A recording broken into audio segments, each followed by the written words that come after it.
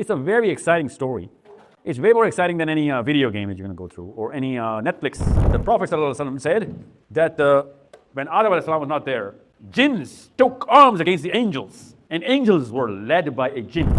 Jews do not have the sayings of Moses Musa A.S, as a book. Christians do not have sayings of Jesus A.S as a book. Muslims have more than 350,000 written hadiths in books which are in every Muslim household.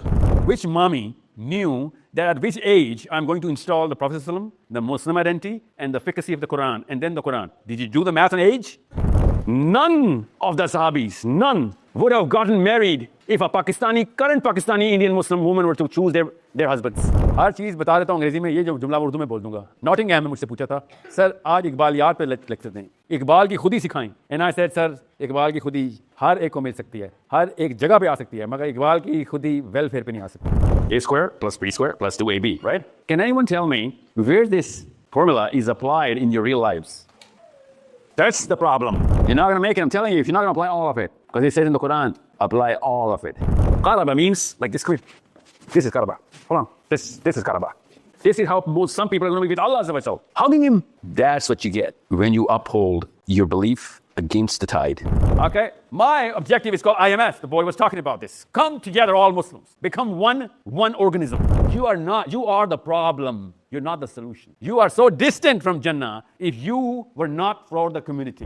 There was a time when every gay or a lesbian, once discovered, would have to be hospitalized. Okay? Still, a Pakistani crossing the street of Manchester, whenever any white man said, hey, you know what? You speak really good English. The Pakistani, you know what he does? He feels good. In Bradford, a little boy asks, will I go to hell because I did not do anything about Palestine? Because most Muslim clerics are not on a high purpose. They're all about you and your family. Our Chief of Army Staff does not believe that it is an Islamic duty to help and go to protect wherever Muslims are being persecuted. He does not believe in that Islam. Roshan, if he makes a mistake and if he gets away with it because you approve of that mistake, you've killed his esteem. You made a self-loving pharaoh out of him. Okay? There are 4 categories. Yatlu alayhim ayat, wa yuzakkihim, wa yu'allimuhum al-kitab wal hikmah. 4 different categories you're going to work on.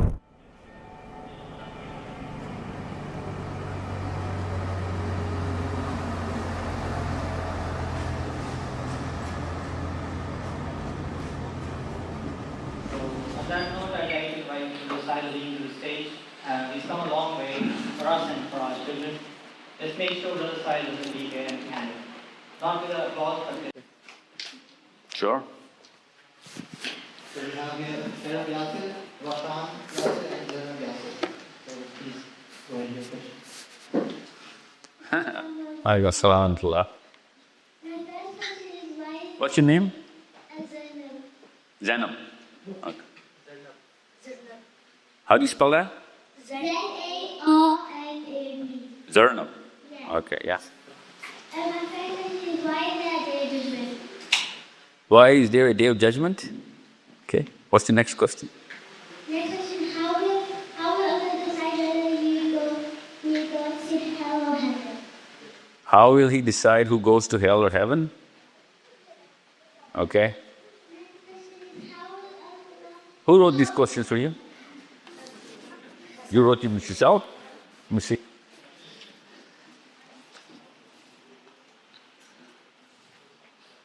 That's how you write? You're going to become a doctor, yeah? Yeah, I can't read. Go on. Then how will the angel on those who will with Allah?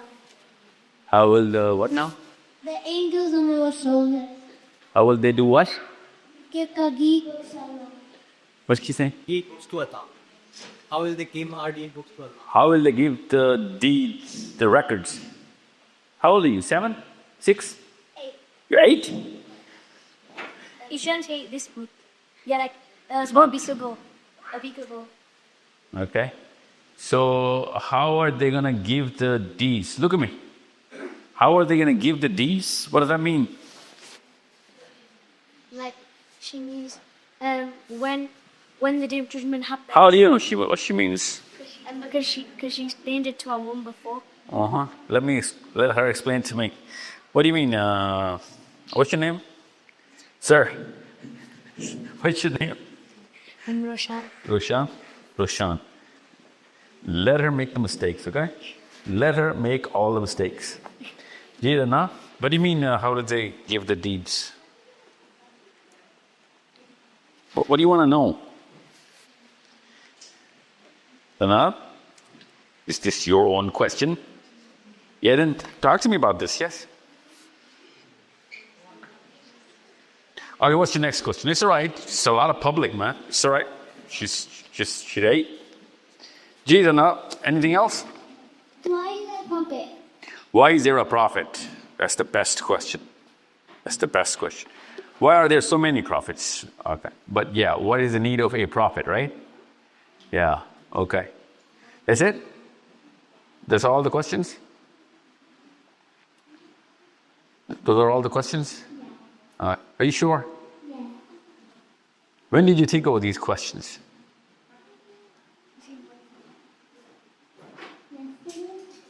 Yesterday? So somebody told you to think of questions? And now? I want to talk to you a lot, okay? Today I'm going to talk to you a lot. Okay? You're just as old as my own daughter. She asks these questions a lot. A lot. Okay? She's passed through 3 questions, these questions. She's up to other questions now, which you are going to too. Okay? Can you hear me properly? Yeah. Can you? Oh, okay. So, who else has more questions? Let me answer all of them. Okay? I'm going to answer all of your questions. Yes, sir. Your name is Roshan. You're how old? I'm 10 years old. You're 10.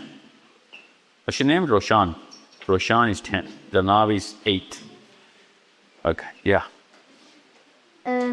What is the main reason for skipping Salah nowadays, especially children? Because nowadays, Salah has been seen as like a side event which is optional. What is the main reason for that, do you think?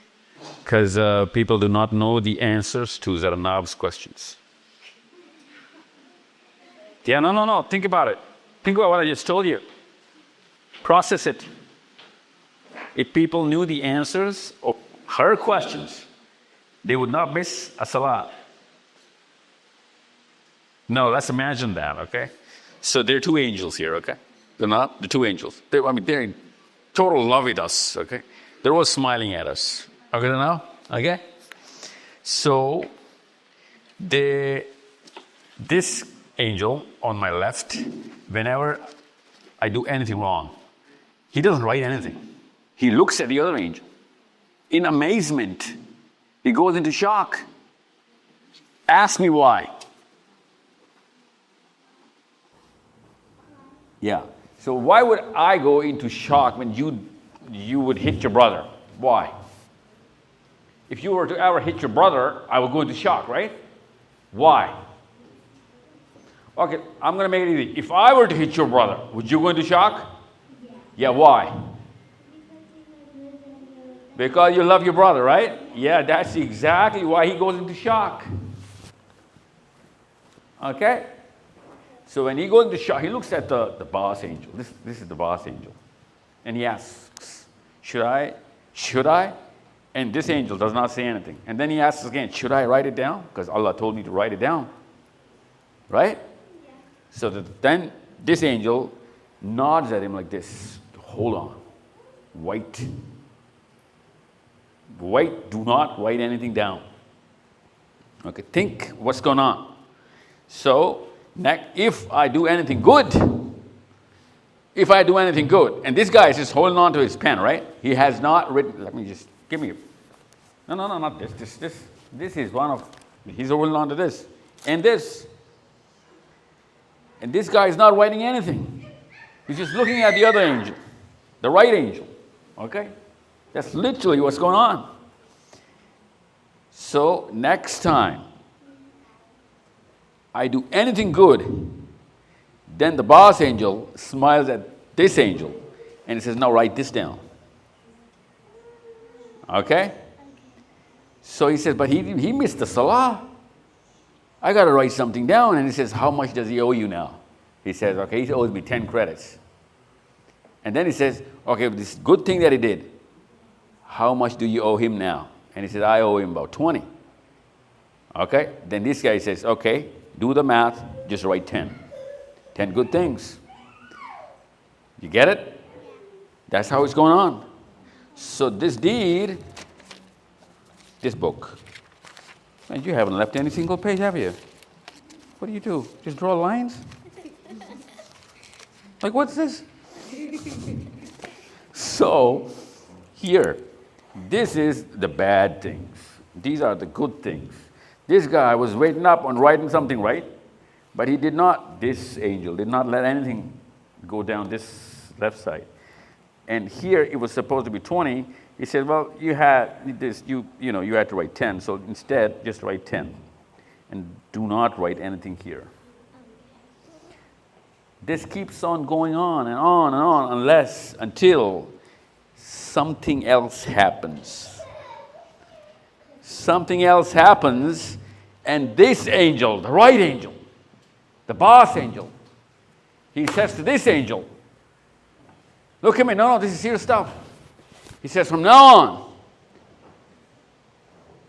do not write anything good.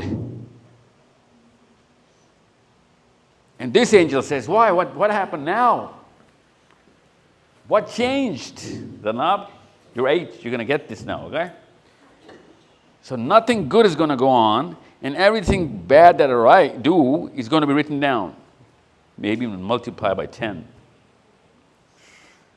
So this angel gets confused. He says, oh, what changed all of a sudden? Then this angel says, because now this man has stopped to feel any remorse. Do you know what remorse is? Yeah. Ask your big brother, what is remorse? How old are you? 10. You're 10? What's remorse? So it's like... No, explain it to her. On the microphone. Remorse. What is remorse? Remorse is basically like when you feel like sorry for someone. No, keep it close to you. Is it like when you feel like sorry for someone? Yeah, that's not for someone, for yourself. For you in front of God, right? That's remorse. That's a disappointment in your own self. Okay? So when you feel disappointed, this angel does not let this angel write anything. But you stop feeling disappointed in any bad thing, then nothing good gets written down. Okay? Now that's how they write down. But that's not your question. Your question was way more interesting. Your question was, how are they going to give it to Allah Azza wa Jal? Right? Yeah, so Prophet ﷺ actually told us the answer to this question. That's why it's such a wonderful question. There is a certain medium on which, you have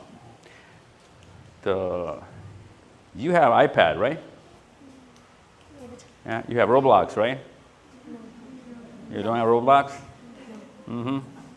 No, we actually don't. Okay, but you have an iPad, right? Yeah. Did you connect to the internet? How does your iPad know that it's connected to the internet? Think. The iPad is just a machine. How does it know that it's connected to the internet?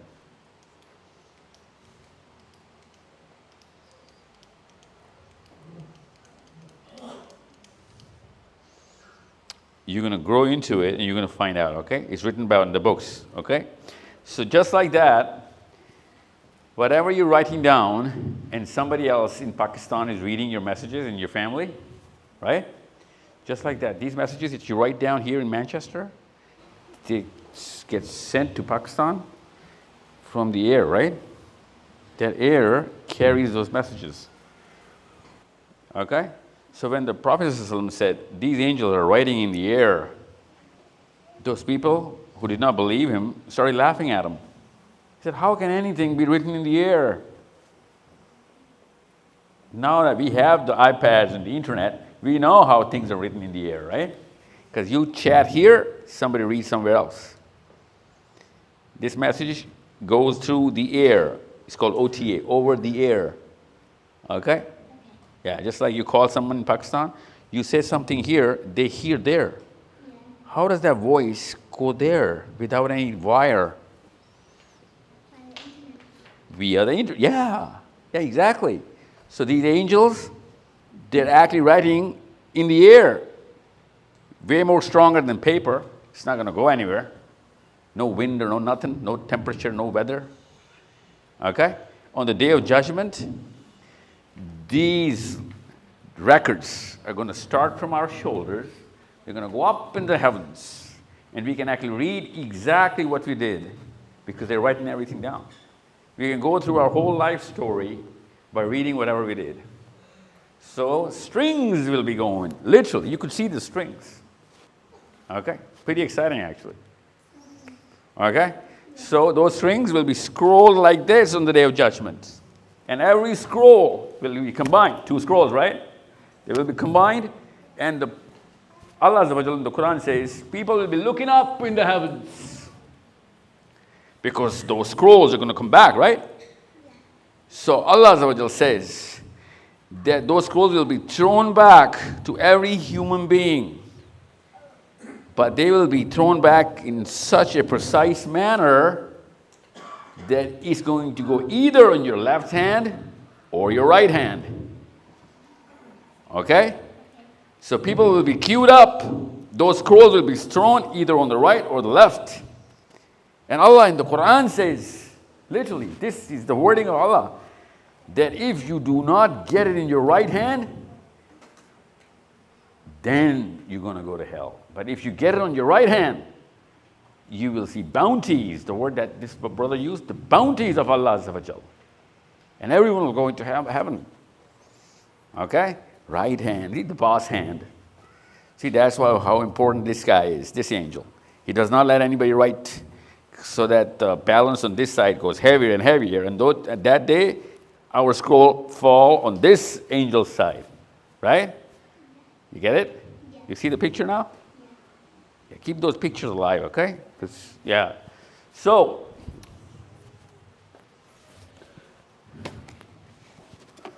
why is there a prophet? That is why I came here. So I'm going to talk a lot about this. Listen very carefully. Of why is there a need of any prophet to come to the human planet and change everything. Okay? Because the last prophet, sallallahu alaihi wasallam, has come and gone. Now there is a need of a prophet. Everyone is actually waiting for it. Okay? Everyone's waiting for a prophet, but there is no more prophets. So the Prophet said, well, I'm gone. And you're going to need a prophet. And no more prophet is going to come. So I give all those Arnabs the job of a prophet now. Yeah, exciting, isn't it? Yeah. So you got to learn what is a prophet and why a prophet comes so that you can do the job. Yeah? Yeah. Yeah, that's the difference between any Christian or a Jewish guy or a Muslim. Because a Muslim man or a girl is on the job of a prophet. Okay? The Jewish men were waiting, were told to wait. Because more prophets are about to come. The Christians were told, wait. You're not ready yet. The prophet is about to come. But Muslims are told, now you cannot wait because no more prophet is going to come. Now every one of you has the job of a prophet without being a prophet. Do the job. Okay? So what is the job? I'll tell you.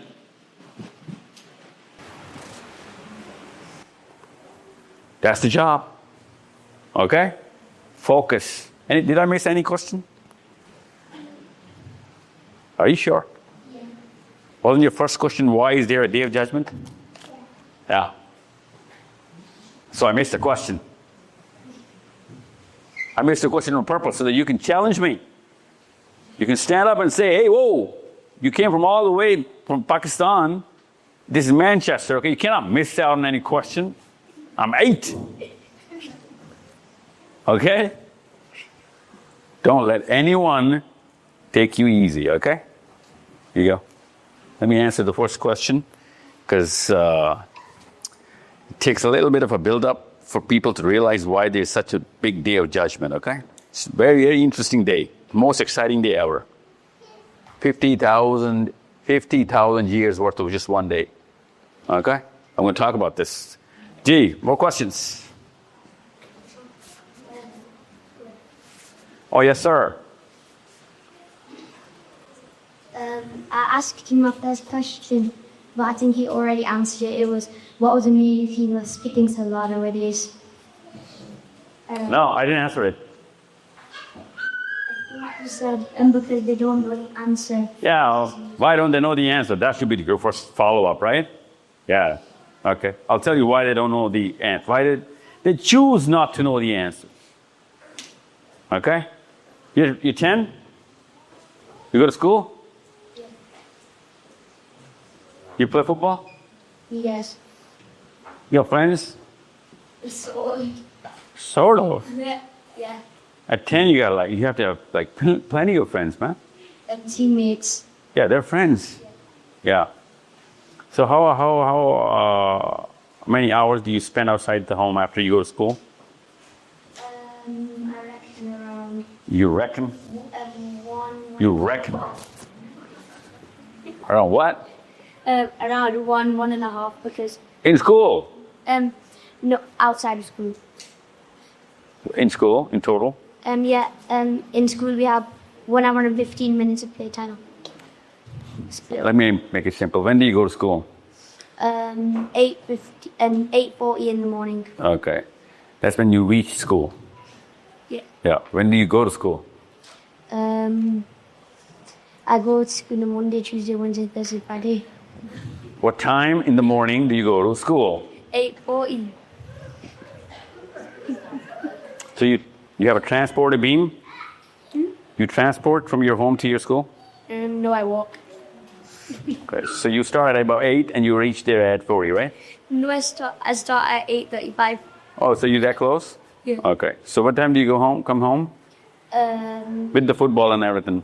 We usually have to pick up our sister first, so around 3:15. 3 o'clock? Yeah. 8 hours in school? 6.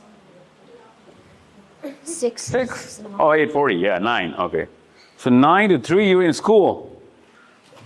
That's more than your dad spends a job. Not really. What time does he go to work? 6 a.m. Really? When did he come home? Where's your father? Who's your father? 8 p.m. He's not here right now. He's at work. What time does he come home? 8 p.m. Maybe. 8 p.m.? Latest case 11 p.m. And you're asleep by then? Yeah. Yeah. It depends on what day. Sometimes we're waiting for him because. Because you gotta buy something. No. Because he says that he's got something for someone waiting for him, and he says he wants to tell us something. So 6 a.m. to 11-ish. That's like the worst case. Yeah. Is he lying? Did you say he's lying? I said worst case. Are these your kids? Yeah. So your kids can lie in public like that, and you're telling them that they're to be blamed. So I said worst case. I know, you're right, man. You're right. Worst case. You said she didn't hear it. Don't worry about it. You're not lying. Okay? On average. What time does he come home? He usually comes home around 5 o'clock to pick us up from mosque. And then sometimes he goes home again. Then sometimes he goes work again. It's okay. Let her scream. Yeah. Don't shut down my Muslim kids. And then sometimes he goes work again. And then after that, he comes home at 8. So on average, man, give me a time on the clock, buddy. 5 o'clock. 5. Okay, so 6 to 5. You know what he does? Do you know what he does for? You know? Is it hard? Sometimes half. He does half and half. Half basically. Rushan?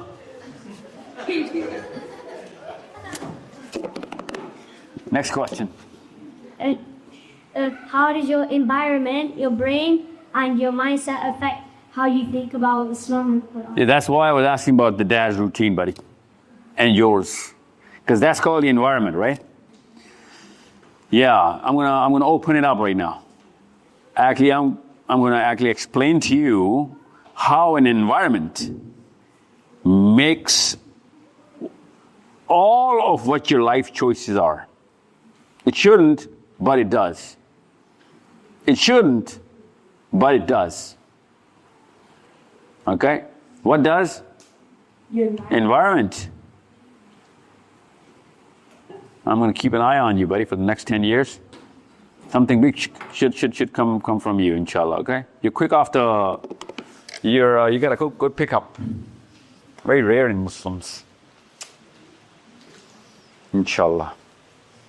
We're studying for an exam right now, so we hope to get... in the school we're going to, you have to pass an exam, and right now we're studying for it, so inshallah we're going to make it, and they do more advanced education rather than Roman high schools. Are you good at studies? Yes. You're top of your group? What are you studying? What's your favorite subject? Favorite subjects. So that's maths. Maths? So what is A plus B whole square equals to? A plus B whole square. We're not sure about whole square yet. Oh, you haven't started algebra yet? Are you not in grade 5th? We are in year 5. You're not studying algebra? Algebra, in English, algebra is like high school. Really? I wonder why they're getting all the Fields Medal then. So let's ask them. A plus B whole squared is? A squared plus B squared plus 2AB, right? No, that's not the question that you asked. Now we're going to ask the real question. This is a formula in algebra, like 101. That's like the first thing you learn. Can anyone tell me where this formula is applied in your real lives?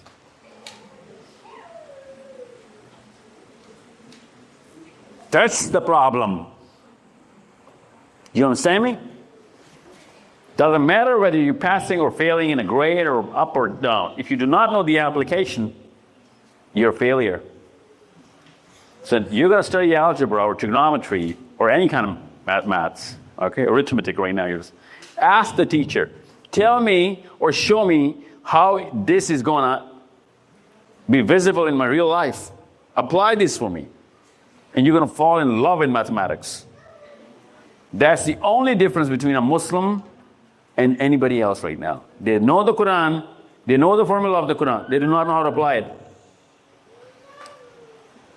That's why when that brother was reciting the Quran, nobody understood it. Everybody knew what he's going to say next. Nobody knew what it meant. So everybody knows what A squared plus B squared plus 2AB is, but nobody knows what it actually means. You got it? Yeah.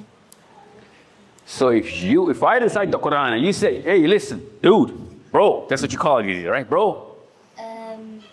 Since I call each other, yeah. Bro, yeah. So bro, apply this for me. Because if I cannot apply the Quran, the meaning in your life or my own life, or show it to you right there, right in Manchester, right there. If I cannot apply the Quran right there in front of you, you're like, well, then this is no good for me. Okay? So Zanab, that's the job of the Prophet. He applies the Quran right in front of you. Zanab, forget about it. Let things go. Think what I'm saying, okay? How many do you have? 4. Okay. I'm on my last one.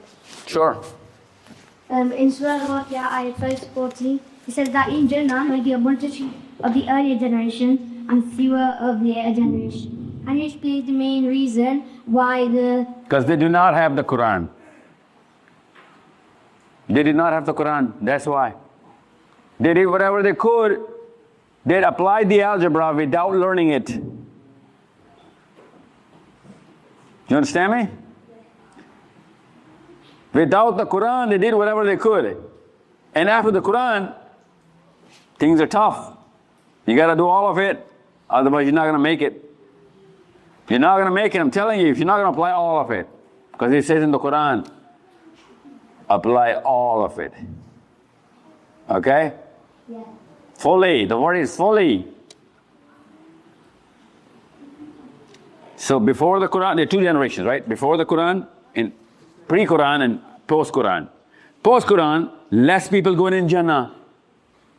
Okay, well, it's not about Jannah. It's about Muqarrabeen. The word is Muqarrabeen in there, okay? Muqarrabeen is a totally different species. You know what that is? Muqarrabeen, have you heard the word? I think I've heard it in lectures, but I can really know what I use. So that's not your question then? No. In Surah Al-Waqi'ah it says, في جنات النعيم, and أولئك المقربين. That's it, right next. Right? it's the one before it, yeah. Yeah, so who are the Muqarrabeen? The word Muqarrab in Arabic says it itself. That's such a beautiful, delicious language. The word itself explains its own self. Okay? Qaraba means like this. This is Qaraba. Hold on. This is Qaraba. This is how some people are going to be with Allah Azza wa Jal, hugging Him. So those close to him, Hugging, use the word. and those hugging him. Yeah. That's what Allah Azza wa Jal is saying. That some of Muslims are going to reach that level. Most of the Muqarrabeens are not going to be from the Quran. As shocked as you are, everybody was shocked when the Prophet ﷺ told them. Every Sahabi was like, "Oh Rasulullah, not from amongst us."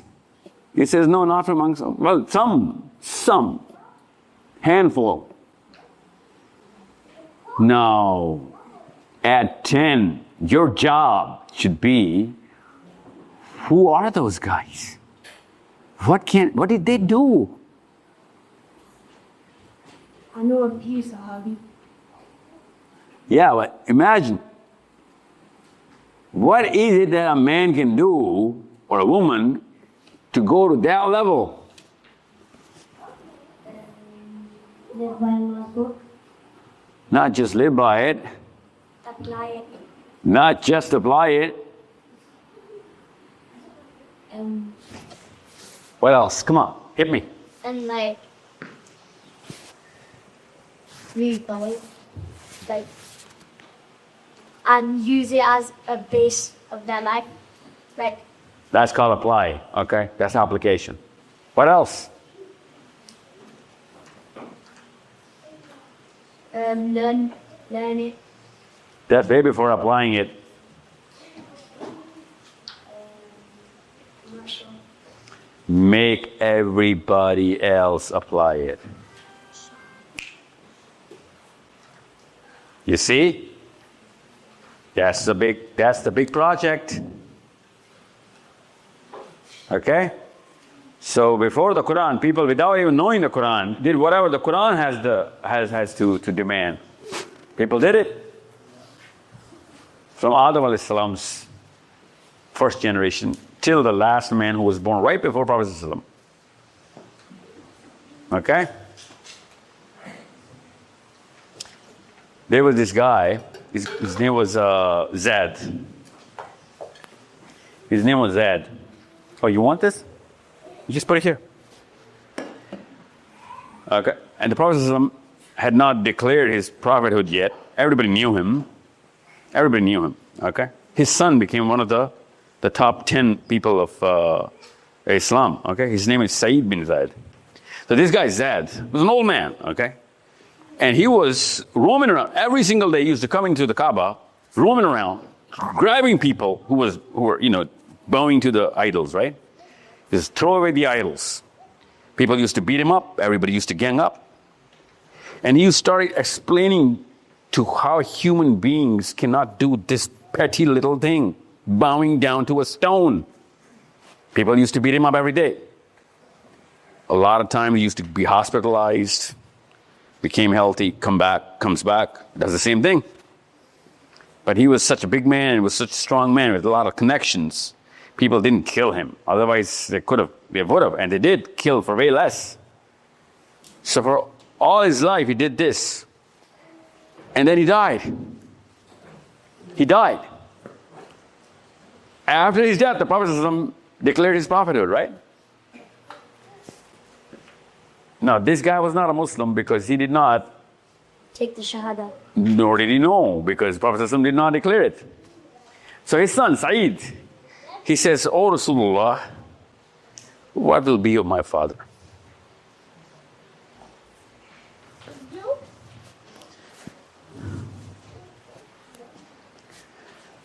The Prophet ﷺ said, because everybody knew this guy's dad, right?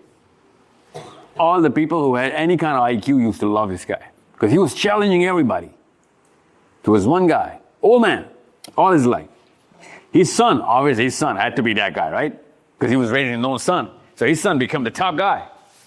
So he said, "What will happen to my father?"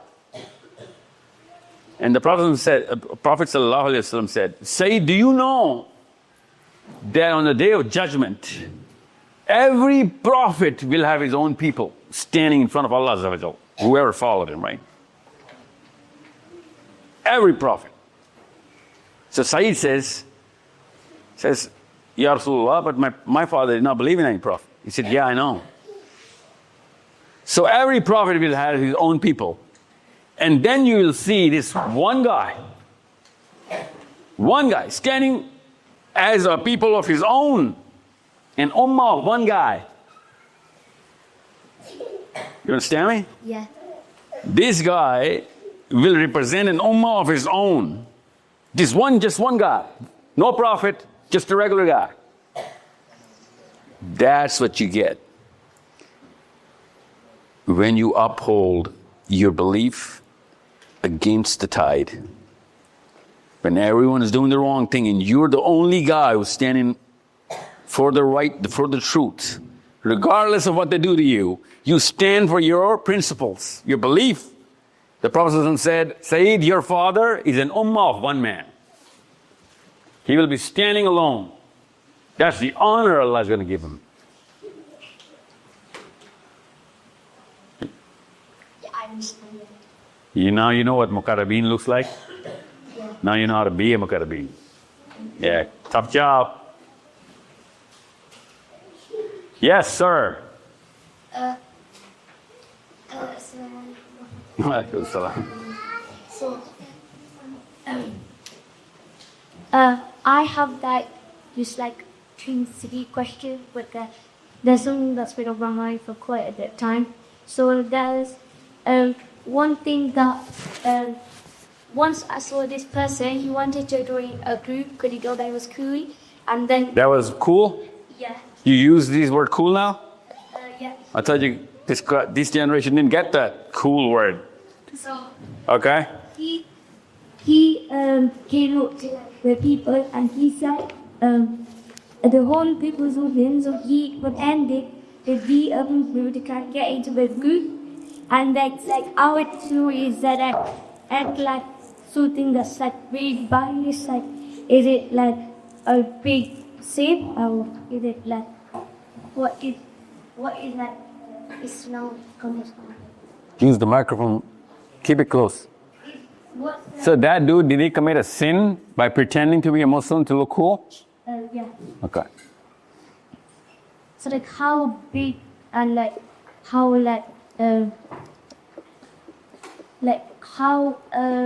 much bad deeds like would he black for like in that sense? Like how much bad deeds? So he ran away? No, yeah, so he basically ran away. He just left and then he did come back. So during the whole tenure, when he was pretending, what was he doing? He kept like singing to the people that he using, but then Man, that's what he's saying. What was he doing? To be a part of the gang, what was he doing?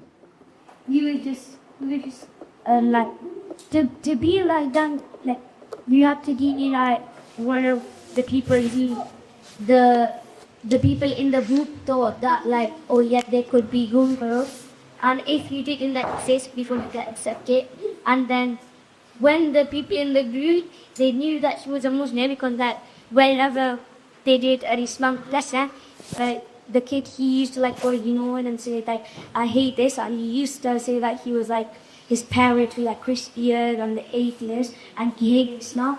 And then when they What's your name? Shahram. Shahram. Sharon. Shahram. Yeah. Shahram. Yeah. So then the people asked How old are you? 10. How old was this boy? It was like 3 years, but he was about 7 years old. Where is he now? He left the school in Tyrone. We went to a place that like in Manchester. You don't know where it was. Shahram, listen, this is it's called a question of jeopardy, okay? It's a situation. I'll tell you what it means. So your question is, was he committing a sin? Yeah. No. But the whole gang was. See? The whole gang is committing a sin because they did not make him fulfill or follow through his own pretension.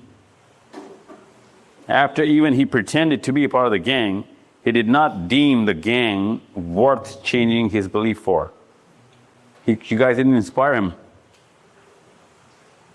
what I'm saying? Plus how you're 10, 12? 10. Brother, you guys are 10? Well, where did that boy go? Twins. Were you asking me those questions? No, him. We're identical twins. Hold on. Are there 3 of you guys? No, 2. Just Did you just ask me all those questions? before him, yeah. Really? You're Roshan? Yeah. My God. Okay, listen, Shahram. Shahram. Yeah. Shahram. Yeah. You're 10, it's all right. You cannot sin right now. But if it were happened to you if you were adults, then I'll blame the gang, not that dude. Okay? You're 10, it's all right. Just take it easy. Go on. What's your 3 questions?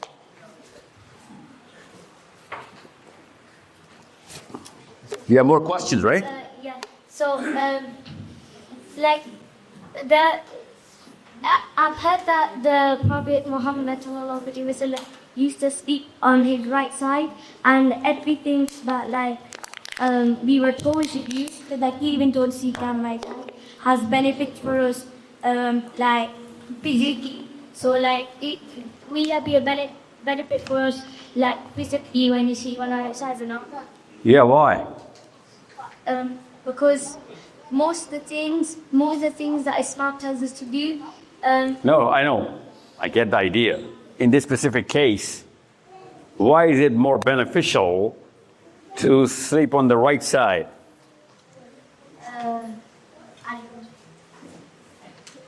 Do you have biology in school? No, not yet. Really? England? No biology in school? Till 5th grade? We're in primary school yet. 5th grade. That's middle school. We don't have. Yeah, we have primary school and high school. Does he go how many to see? The heart is on the left side. Okay? So if you lean on the heart, the flow is going to pressurize the veins around the heart. So the blood stops flowing. It's not a stop. It never stops, okay? But it constricts them. Okay? It squishes the whole system, even though you cannot squish your heart because it's right there in the middle of the ribs, right? But if you sleep on the right, it's a free-flowing motion of the circulation of the blood, right? That's just one. Think of 3 more. Okay? You're 1 week. Tell everyone in your house 3 other benefits of sleeping on the right side. Okay? What's your next question? That was basically it. Okay. Only a few. Okay. Thank you. Banab? Gee. Anybody else has any questions? See, the best question actually come from the kids. Oh, just we have a child there. How old are you? You're 10. What's your name? Spell that. Lena. Yeah. L. Yeah. Okay, Lena. I still is. And you know when the jar comes? Really? Yeah. Then your mother. Who's the mother and father of Lena? You are teaching him the Jal. Awesome. Yes, Lena. alayhi salam chosen and not that Prophet Muhammad sallallahu alayhi wasallam chosen protector? Because the story started from the time of Isa alayhi salam. He had to come and finish it. So what's the story? That should be your question. Yeah. Okay. The Dajjal is the... Well, there's a bit of a history going on between Isa ibn Maryam alayhi salam and the Jews. Okay. So since they tried to kill Isa ibn Maryam, unsuccessfully obviously, and then they didn't stop even after he was sent above, he has to come back and finish the story.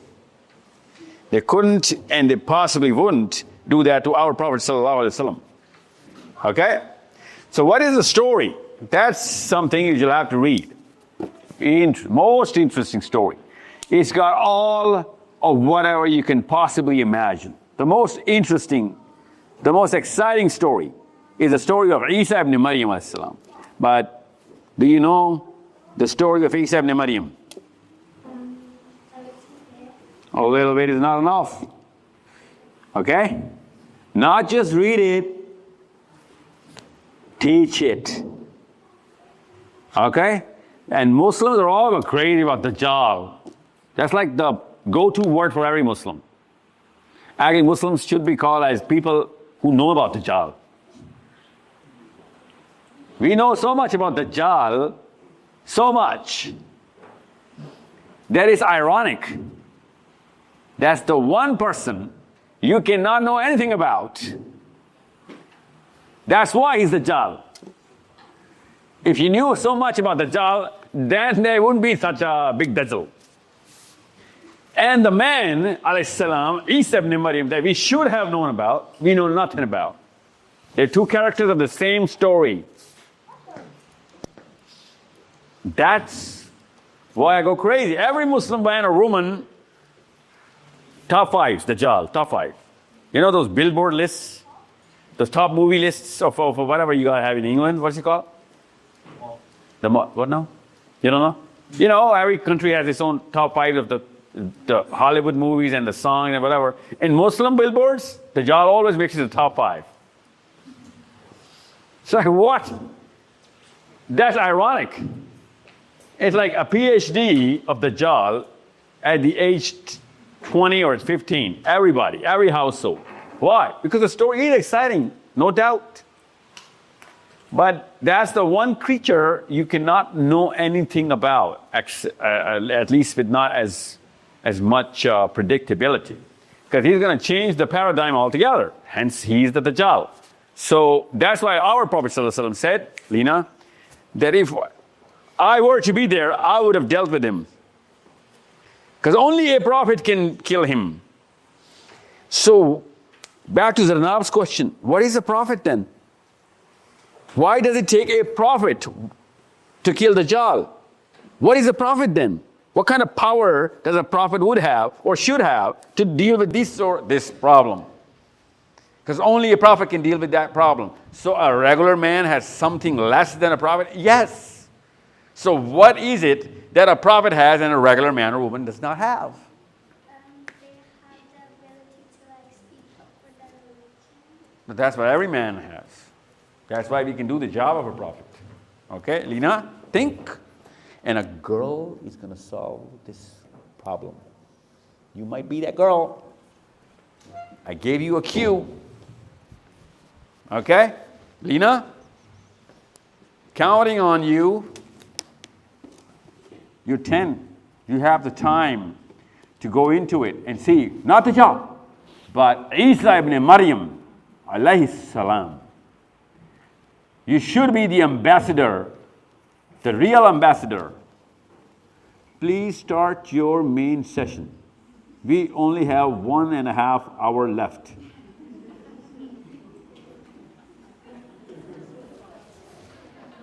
There is no more important a session than the one that I'm having right now. I'm telling you this right now. I came to England, I come to wherever I go to, especially the West. This is what I dream about. This is what I'm structuring everything about. I'll tell you why. Who's a non-Muslim in the house? Anybody? Who's a Caucasian in the house? Any Caucasian? Any guy who was born in any third generation Brit, third generation, whose Dadi or Dada came in to England? Nobody? Then this session does not hold any value for you anyway. This, Lena, you're going to solve that problem for me, okay? And my daughters and my sons. You want to take up that responsibility? Yes. What's your full name? Lina Islam. Allahu Akbar. Islam is in your name. Islam is in your name. It should be in your being now. Anybody else? Anybody else have any questions before I open the box of poison? It's going to go through your veins. It's going to hurt. I swear to God, it's going to hurt. It's going to hurt. You're guys going to scream and squiver.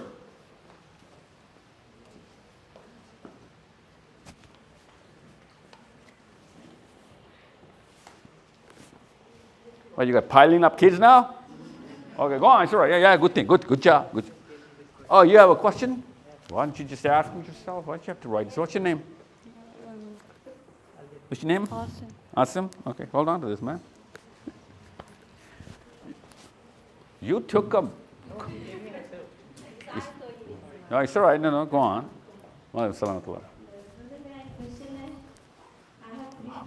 You have 3 kids? When did you come to England?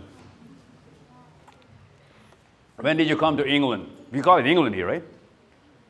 This is England, right? Last time I checked? Because I'm coming straight from Scotland right now. And if you said over England there, you're in a lot of trouble. Yeah. So 10 years, 8 years, 10 years, 7 years ago. What's your name? Iram. Iram.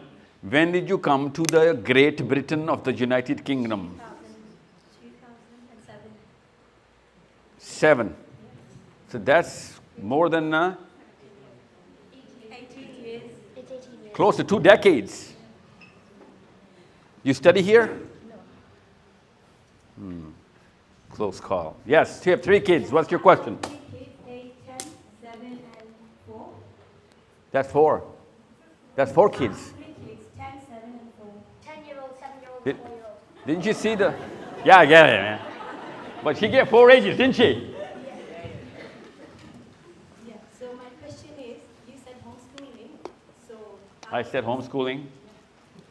No, because... Everybody says the word homeschooling sometime.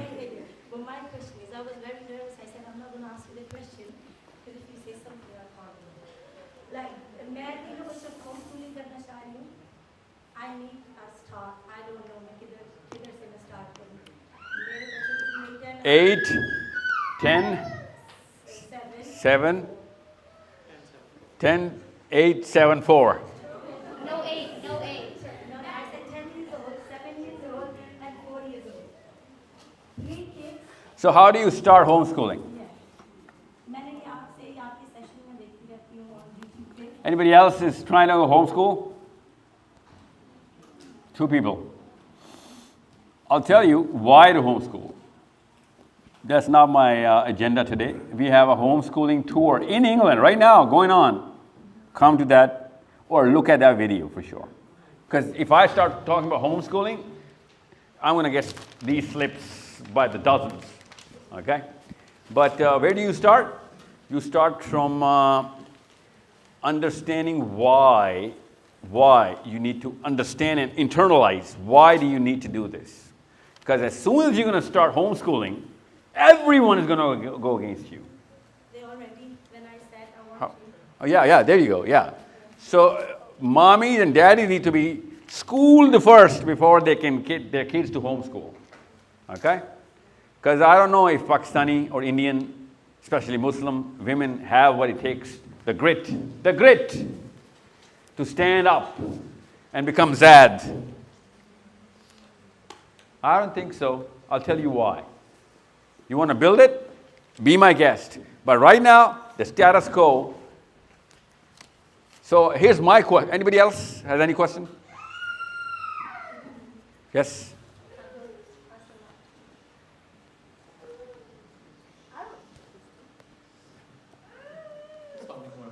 Walaikum salam. मेरा question है याजूज और माजूज के बारे में है ना? क्या Yeah. That's top 3. Dajjal is right there under Yajuj and Majuj. Yeah.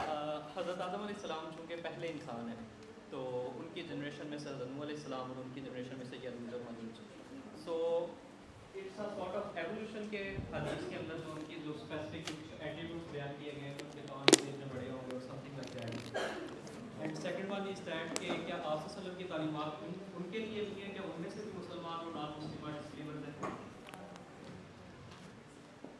The word is Dabba. Look it up in the Quran. Dabba actually means in Arabic, creatures who can think. So whenever there is a creature who can think, the word of God applies with all of its implications to every creature. So they will be tested. So much so, the Prophet ﷺ said, most of the people of hell, hence they had a choice of heaven. Otherwise they cannot go to hell. If they did not have a choice, they cannot be put to hell. Most of the people of hell will be Ya'juj and Ma'juj. Okay? So the earlier part of your question is it evolution that they became like this? Well, if it were evolution, we'd be like that. Because we're way down the lane of evolution, right? They were way ahead in the graph. So Adam alayhi salam did not spend his time on this planet is not all of his time. Okay? That's where the answers come from. Hadiba yansilun. Hadiba yansilun. Where does the Quran say that? Say that in the book Allah Azza wa Jalla says, Ya'juj wa Ma'juj. When we are going to open them up, they're going to come from spaces from above. Okay? Which naturally implies that Adam alayhi salam, obviously, was somewhere above, which Allah says, Allah bidu, go down. He was above. So he had a journey before he came to planet Earth. Okay? And a full journey. Hence the 1,000 years. And sir, one more thing that जब हम आसलम की सीरा मुबारक को कुछ वाक़यात देखते हैं, so most of the things कि जैसे वो अबू जहल का एक बड़ा फेमस वाक़या कि वो जब आसलम के ऊपर वो पत्थर फेंकने लगा था तो उसने एक अजीब सा क्रिएचर देखा जो ऊँट की तरह था लेकिन ऊँट नहीं था, जुबानिया का टाइटल उसको दिया गया कुरान पाक में. So what do you think that कि आसलम के दौर में क्या ये सारे वाक़यात इतने आम थे कि हर बंदा इनमें से डिसबीलीवर भी इन सारी चीज़ों को देखता था और आज के दौर में ऐसा कुछ भी नहीं है. आम बंदा नहीं देखता था, वो अबू जहल था. आम बंदा नहीं था. और मसला आम का नहीं है, ख़ास का नहीं है. मसला उस वाक़े का है कि जिस वाक़े में वो एंटर हुआ है. ओके? तो ये ख़ास वाक़यात हर एक के लिए, चाहे वो आम बंदा हो, ख़ास बंदा हो. In this case, Abu Jahl, he saw that weird creature that was not from this planet. And just like that, in Surah Fil, every Meccan saw those birds, which we somehow made little ababils out of. Those are not those ababils. Okay? In Pakistan and India, the word ababil is used for a certain bird. In Arabic, that's not the meaning of the word. That's why mommies teach them Arabic. They would start questioning that this is not what Allah says.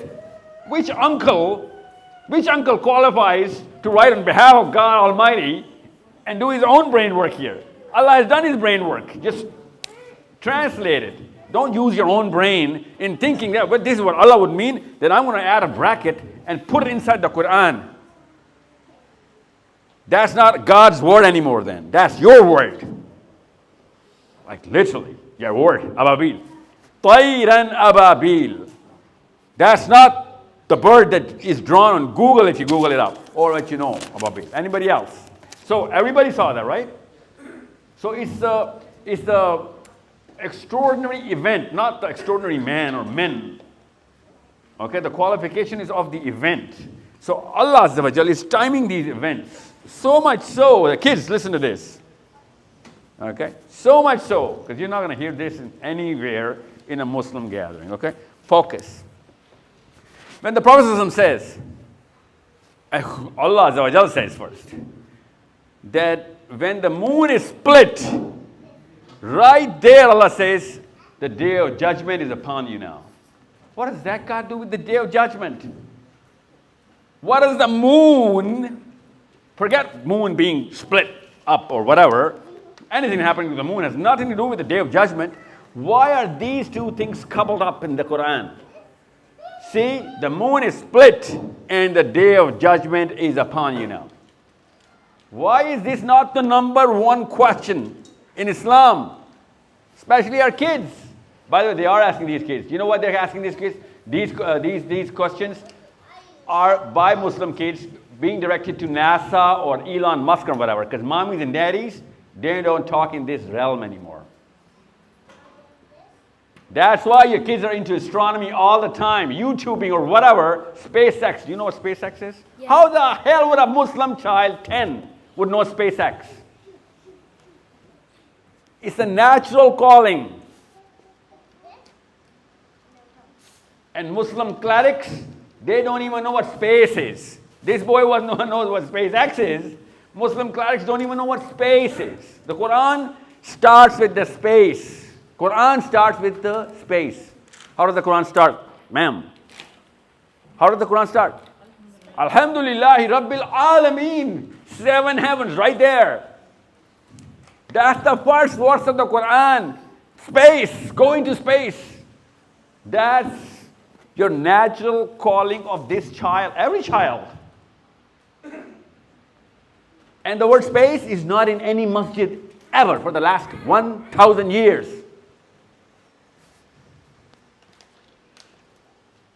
That's why kids don't read the Quran. And they are reading about the Quran from SpaceX, about the heavens. The Quran is telling us to look up and see the heavens. Don't you see? So, coming back, Shaqul Qamar, Day of Judgment. These two things coupled together. Why? So, who can tell me what happened? Who can tell me? I'll tell you. This boy will be able to tell me what actually happened when the moon was split.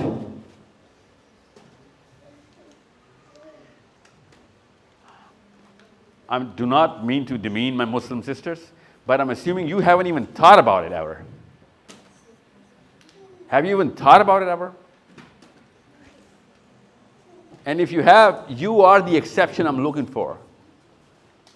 But ask the Muslim halakas of sisters gathering up. They do not talk about the Quran in the grandeur that it demands. The grandeur. Elon Musk is doing it for us. He's not going to teach the Quran, I swear to God. Even if he wants to, he won't be able to.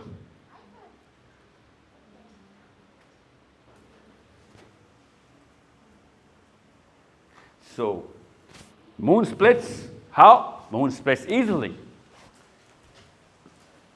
Moon splits when? Come here, let me show you how the moon splits. Dharnab, come here. Stand here. So this is planet Earth. This is the moon. Go further. So people can see the moon like this. Hold these books together. When I tell them to, split them, okay? So as soon as any kind of, and I'm talking about this very size, okay? Even if this size of an actual black hole, this is a size, comes anywhere, pops up, takes birth, because of whatever event between the Earth and the moon, people from Earth are going to see two different moons split actually into real halves. And this black hole dies right there. What's going to happen? This is going to happen. It's called the gravitational lens. Who's working on the gravitational lens? Muslims? No, they don't even know what it is. Because the Quran does not just say the moon split.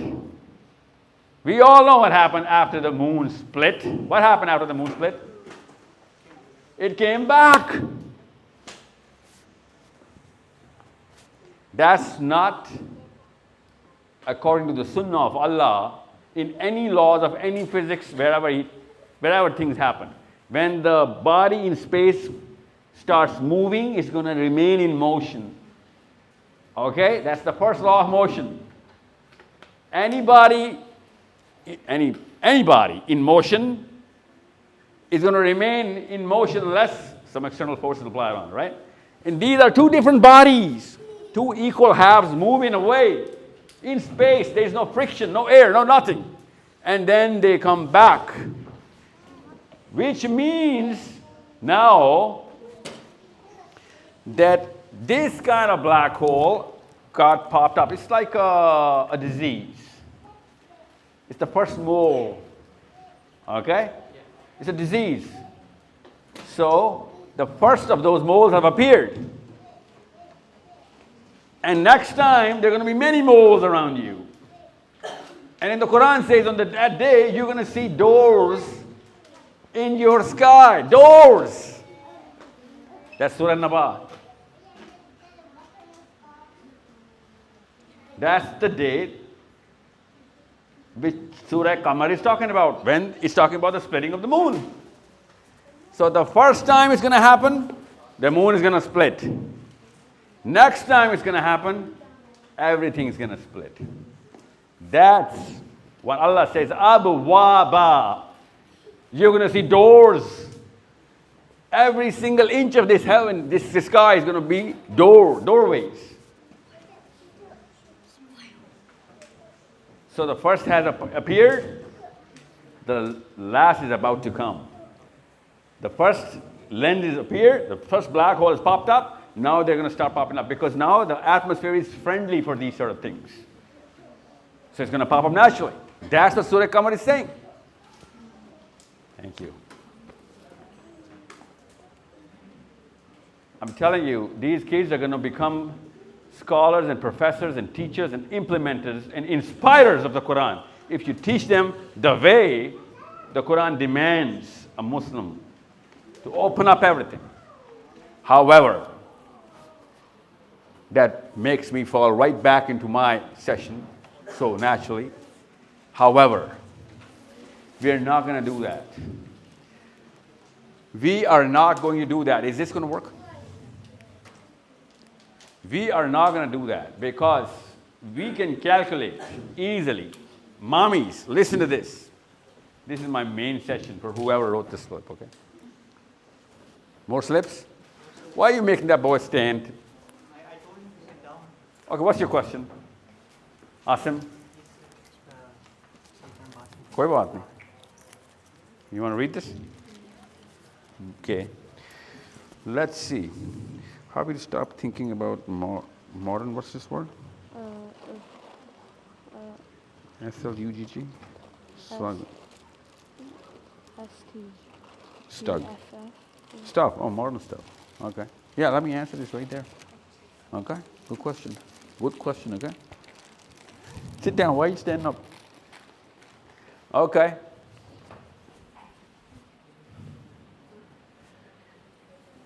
You know what the word IQ is? Tell me what IQ means. Sister. Last sister, last. Yeah, you're the last sister, yeah. You're my last sister, yeah. What's your name? What's IQ? Yeah. Intelligence quotient. Yeah. What is it? Like? How, what? Attention to? Attention? What is it then? How do you, the ability to? Close enough. What is IQ, sir? What is an IQ? The word IQ, come on. Okay, sorry. You can process input. Sister, brothers, fathers. You're raising Muslim kids in Manchester. Come on. IQ. Everybody knows that. Not at all. Not at all. Not ability to reason is not IQ. Go on. Capacity of the brain to do what? मुझे You know, this is like an appetizer right now. This is not my, this nothing to do with my. Would it be the ability to retain information? Where are you?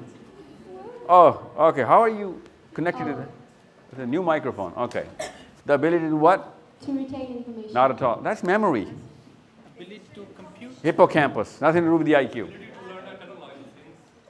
Internalize wisdom. Nope. Not even close. How quick and accurate Yeah. Quick what? Quick and accurate what? answer the questions? Ah, close. Coefficient. Coefficient.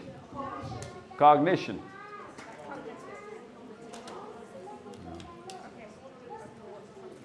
It's a very simple thing, IQ. IQ is the speed at which you can process data. The speed of processing data is IQ, okay? Digest quick. Who is that? That's quick intelligence, yeah. I'll take that. I'll take that. Because it's the speed, do not do that. It is because the process, what's your name, sir? Yeah. Taki? Yeah. You and I are in sync, okay? Keep the grace. Keep the grace. You get it? Yeah. What do you use the word? Low key now? Yeah? Low key. What does that actually mean, low key?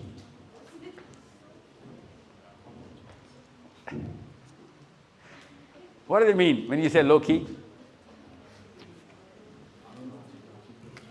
There's no one word for it, right? There's a whole phenomenon around it. Yeah, I know. So IQ, Taki, IQ is the speed at which you can process any kind of data. Now you can measure that. Anyone can Google it up and check his IQ right now. Check it right now. You can do it. Less than 10 minutes, obviously they're going to give you a timer, right? Because if you not time it, it's not IQ, right? So focus on what I'm about to tell you.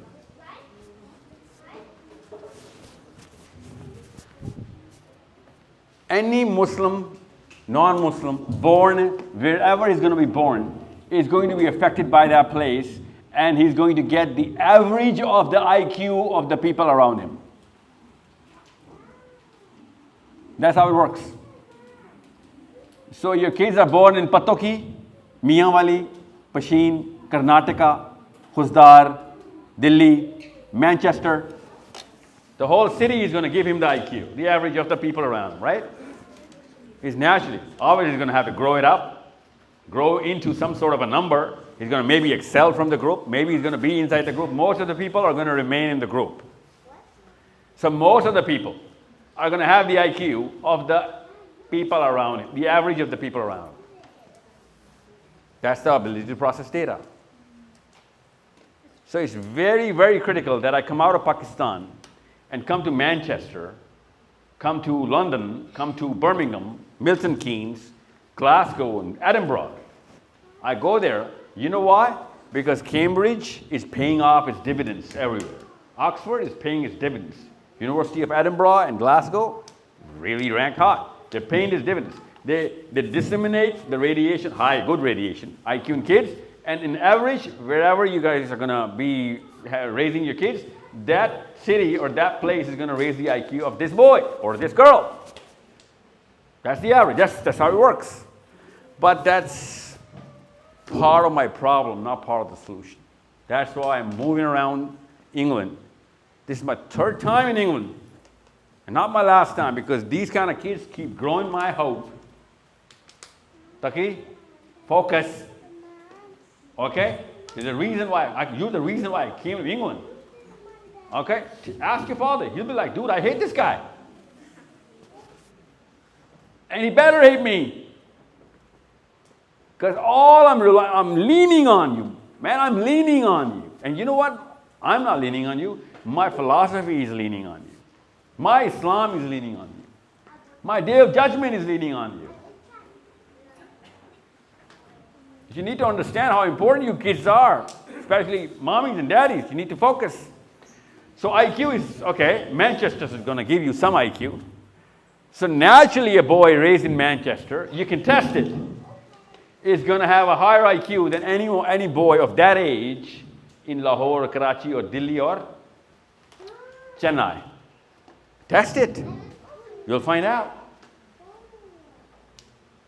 That's the power of academia and education and, the systems, whatever you guys have built around raising a child, That's why I was so peculiar in asking whether he's got biology right now or physics or whatever right now. But they got their own system, I get it. I'm not going to teach them out of it. I should though, you should though, but I can't. But then there's another problem. See, the higher the IQ, the natural flow of whatever information you're going to get because of your IQ, you're going to process so much information, you are going to get a false sense of self-esteem. In other words, kids in Manchester are going to have a higher sense of self-esteem than kids in Karachi. You can test that here in Manchester. Who came to Manchester, England this year? Last 5 years. You came in the last 5 years. Last 5 years. Okay. Can you raise your hand a little higher? I just want to do a number here. Okay, 1, 2, 3, 4, 5, 6, 7, 8, 9, 10, 11, 12, 13, 14, 15, 16. Okay, sister, what's your name? What's your name, sorry? I can't hear you. See? Microphone. Just spell it for me. Can anyone get that? Ghazala? Didn't she start with a D? A G. Ghazala. How old are you, Ghazala? You're 19. Okay, you came less than 5 years ago, right? Yeah. Where you come from? Why are you so shy about your city? Chishtiyan. Where is it? You know why you're shy? That's exactly what I'm talking about. Everybody knows. Cue it up. Yeah, Ghazala. You study here? Yeah, do you know any people from your education? You go to school? But how do you study? You go out to study somewhere? Yeah, where do you go? College. What's the name of the college? Preston College. With a P, Preston. Okay. So what are you studying? IT. So when Ghazala goes to Preston, all of my daughters and sisters who come from Pakistan or India, wherever, they're going to go through, the word is called acculturation, I know. Acculturation, with an A. Okay? Acculturation is when a solute enters a solvent. What happens to the solute? You know what a solute is, right? Yeah, okay. Do you know what a solute is? Ghazala, what is a solute? No, you don't know what a solute is. Then ask. You know why you're not asking? Because your IQ could be high, but your esteem is still shaky. You know why? Mommy had a Gora complex. Yeah, that's the problem.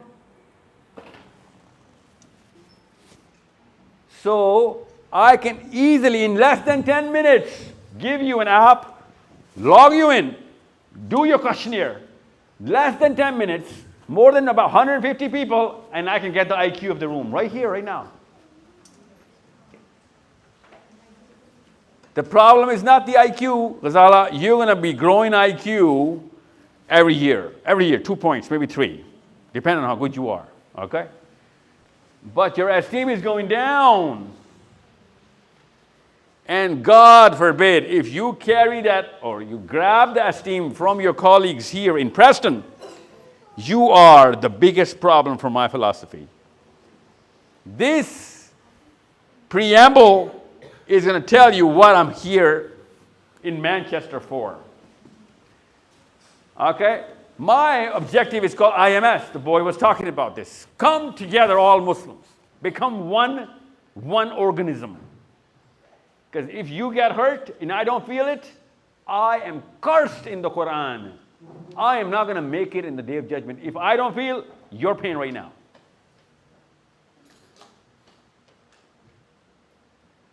But you know what it takes to feel anybody else's pain, Taki? What does it take? IQ? No. What does it take to feel somebody else's pain? That empathy. Where did that come from? No. What does it take to have that kind of empathy? See, that's the problem psychologists are not solving right now. And they're not gonna, because they've tangent themselves out of this sort of realm. Muslims cannot tangent themselves out, because that's the central core of every book Allah Azza wa Jal wrote, from the Torah to the Bible to the Quran.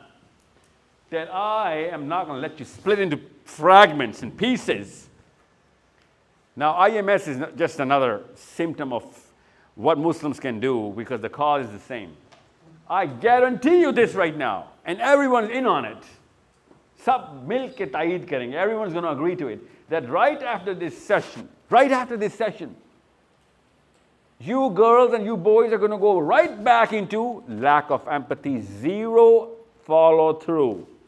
That's why I said this is my main session. You guys think you're going to con me out of this? No, this is my main session. So what does it take to live up to the hadith this little boy was talking about, that if you are not single organism, you are not even going to smell Jannah. You are the problem. You're not the solution. You are so distant from Jannah if you were not for the community, not for every human being, not just pain and suffering, but the progress as well.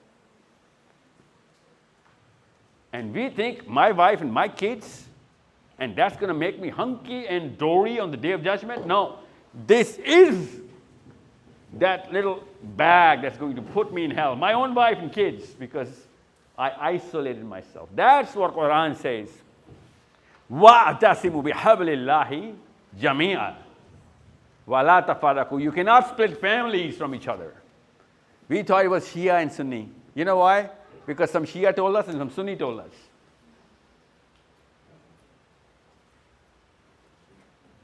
So we are fragmented into different single family units. That's what you call it in Manchester, right? In America, that's what you call it. A single family unit. Who are you, sir? I'm a homeowner. What kind of home? It's a single family unit, sir. You call it here that? You talk like this here? In England? No? What do you call this? How do you get taxed on your property? It's not a single family unit? Most of you guys are in mortgage. Come on, say it. What is it? What is it in England? England में क्या कहते हैं इसको? Single family unit नहीं बोलते? No. I'm talking about the legal terminology.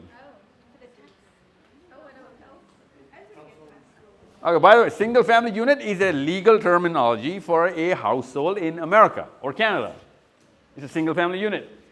You know what they're talking about? They're talking about their home. Okay? So what I'm saying is, here, when we say IMS, when we say Islam, you can see 99.9% of the scholars, 99.9% of the scholars, Pakistan and Indian, not Arabians. Obviously, they're in the same game, but you see exceptions in the Arabian scholars. But most of us desis, you know what we're suffering from? We're suffering from people with low self-esteem trying to carry the Quran. That's not gonna be possible. A low self-esteem guy cannot uphold the Torah or the Bible, let alone the Quran. That's why I said I can measure the IQ, but if I start measuring the self-esteem, it's not going to amount to anything.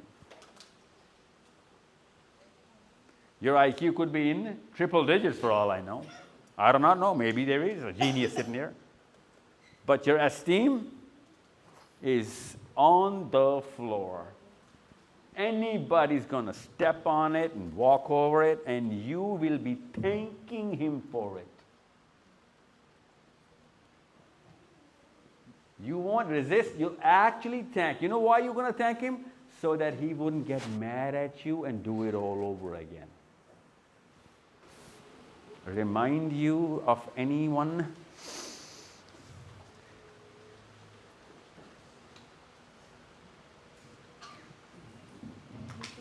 Ji ji, you raise your hand. Yeah. दो सवाल मिलते हैं यहाँ पर। एक तो ये है कि सेल्फ एस्टीम जब हम अपने हाई करने की कोशिश करते हैं और अपने आप को लाइक पास में बहुत सारे ऐसे काम कर चुके होते हैं जिसकी वजह से लोग कहते हैं कि तुम तो बहुत खराब, तो वो सही रास्ते पे आके जब सही काम करने की कोशिश करते हैं तो उसके बाद भी उसको कुछ देते हैं, तो उसके बाद हम कैसे अपने सेल्फ एस्टीम को मेंटेन कर सकते हैं? किधर आपका बच्चा कहाँ है? ये आपका बच्चा है? इसके साथ मुझे क्या करने की इजाज़त है? कितना इसको हरास और अब्यूज़ और असॉल्ट कर सकता हूँ मैं? नहीं, मैं करना चाहूँ तो क्या करेंगे मेरे साथ? How long are you going to fight for? Yeah, are you sure? मगर मेरे बच्चों को बचाने के लिए नहीं करेंगी ना, ये है एस्टीम का मतलब। मैंने आपके बच्चे के बारे में बात की है। So if I assault him, you're going to do whatever you can to stop it, right? Yeah. लेकिन अब यही चीज़ मैं अपने बाकी सारे बच्चे जो मेरी फैमिली में हैं उनके लिए करना चाहूँ तो मुझे कहते हैं कि तुम्हारी औकात ही क्या है? अभी तो बताया आपने, आपकी आप मुझ वैसे बंदे के ऊपर आप चढ़ दौड़ेंगी, मेरी पसलियाँ तोड़ देंगी आप। कैसे कन्फ्रंट करेंगे हम लोग? Listen, I just answered your question. Listen, you're not internalizing my answer. If you thought that my daughter is just like you, what's your son's name? Alian. My son's name is Shafi'i, right? If something happens to Shafi'i, why would you not do the same thing the way if anything were to happen to Alian? Sir देखो जिस फिर वो क्या? तीसरा बंदा जो है ना वो क्या? वो आके इससे करता है, सोल्व करने की कोशिश करता है, अगर मैं जो भी करूंगी कि भाई इस बच्चे को कोई भी XYZ बच्चा है उसको बचाने की कोशिश करूंगी। क्या नाम है आपका मैम? पूरे ताकत से नाम बताया कि अपना नीलम। आपको पता है, you know why Donald Trump had to bomb Iran? You know why? Why? Tell me. Why did Donald Trump had to bomb Iran and swear at Netanyahu next day, but had to bomb it? Why? किसका? नीलम का। जी, उधर भी एक नीलम है, उसने कहा था बम मार नहीं तो तुझे छोड़ेंगे नहीं। तेरी औकात क्या है? तुझे पैसे देके प्रेसिडेंट बनाया हुआ हमने, तू सड़क नहीं क्रॉस कर सकेगा, हमारे ऊपर हमला हुआ है, ये बोला था उसने। यह उसका नाम सिंथिया है, भाई तस्वीर दिखाता हूँ उसको आपको आपको आपको 6-18 ख़ानदान के अंकल्स और बुजुर्गान सफ़ेद दाढ़ी वालों का प्रेशर फील हो रहा है, आपको डोनाल्ड ट्रंप का प्रेशर नहीं फील हो रहा? तो और किसकी बात हो रही है? वो कह देते हैं।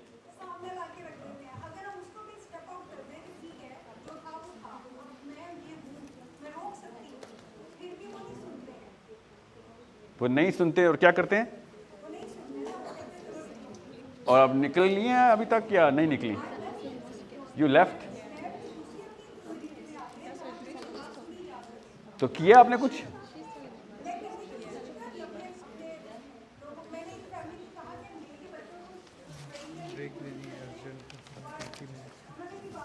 Why? Why? Why 20? Why not 5? Why not 10? Why not 30? Why 20? What's the maths behind this? Marine. So such a logical answer. Who needs a break? Why is this urgent to take a break right now?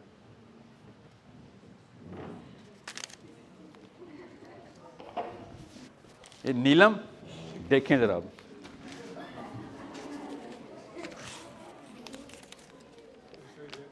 क्या theory है इसके पीछे?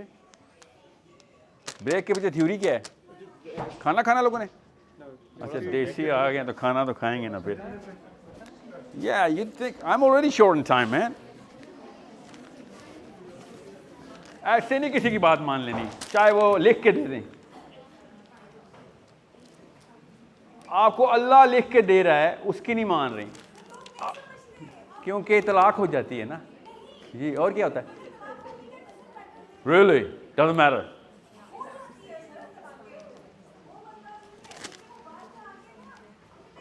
अच्छा, आपसे ताने नहीं सुने जाते? आप वो बहन है मेरी। ओह, आई अपोलोजाइज। बड़े जोर के लगते हैं। फ़लस्तीन को गोली इतनी जोर की नहीं लगती, इतनी ताने पाकिस्तानी लड़की को लगते हैं। तो हाँ लगते हैं, तो और क्या कह रही हैं आप?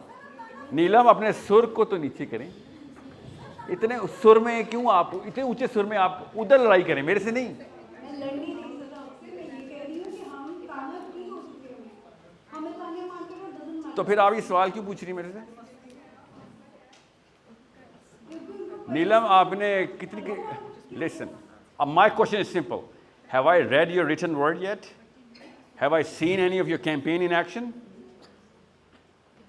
Then you're just talking, not doing anything. Oh, but the pen wouldn't move on the paper, right? Neelam, action koi nahi hai. Aur batata hu kyun nahi hai. Don't worry, I'll tell you why the action is not going to be there. And I'm not saying you. This is not just about you. It's about my mommy. It's about my sister. Okay? It's about my daughter. Don't you dare think that this is about you. Okay? This is about everybody. This, Ghazala, what is self-esteem? Answer me this question. Everybody knew what IQ is. What is self-esteem? No, value is not self-esteem. That's dignity. Self-awareness. Yeah, that's going to lead you to know what self-esteem is, right? What is self-esteem?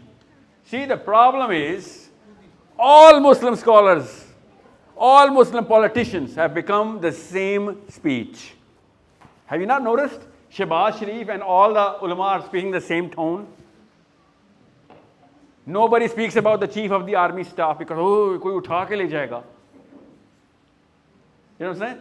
उनको literally कत्ल हो जाने दो, मुझे कोई उठाए भी ना, मुझे बाइज्जत तरीके से ISI वाले लेके भी ना जाएं, मेरी बच्ची बेशक मरती रहे उधर। ये है हमारा पाकिस्तानी बाप कि मेरी बेटियां मार दो, मुझे पुरतपाक तरीके से उठा के भी ना लेके जाओ, मुझे इंटेरोगेट भी ना करो, बच्चियां मेरी सरी मार दो, kill all of my daughters, just don't pick me up. And American clerics are afraid of the CIA, just like the Pakistanis are afraid of the ISI. And I'm not saying that you shouldn't be afraid. What I'm saying is, stop messaging on behalf of the Quran. These kids are going to think the Quran is saying whatever you're saying. You want to be afraid? It's okay. Step aside. Step aside, it's okay. You want to sulk in your own tears, if your own lack of dignity somewhere in some corner in your own some other house, it's okay, it's your problem. But our problem is the bigger community where the biggest, atrocities are happening. Around kids and girls and boys who can't even help their own selves. And everyone's like, yeah, I know why he wouldn't say it, because you know what? He's going to be picked up the next day in less than 24 hours. CIA is not as fast as ISI. We all know it. And here, when I come here, because Ghazala, there was higher IQ here. So I came to England. You know what? We'll talk about Palestine and this and that and the Quran. And everyone was like, Sahil bhai, hush. This is England. You don't use the word Israel here. And I'm like, what? So you were looking for a demon, man. There in Pakistan, you had the army. Here, you got King, really? The King Charles Philip Windsor Mountbatten? That's your demon here?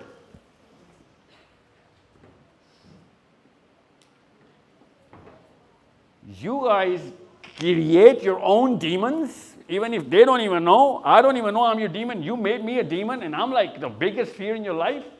That's what every low self-esteem man or a woman does. That's what self-esteem is. How quick you can process the information is IQ. How quick you can create something which is going to scare you is your lack of self-esteem.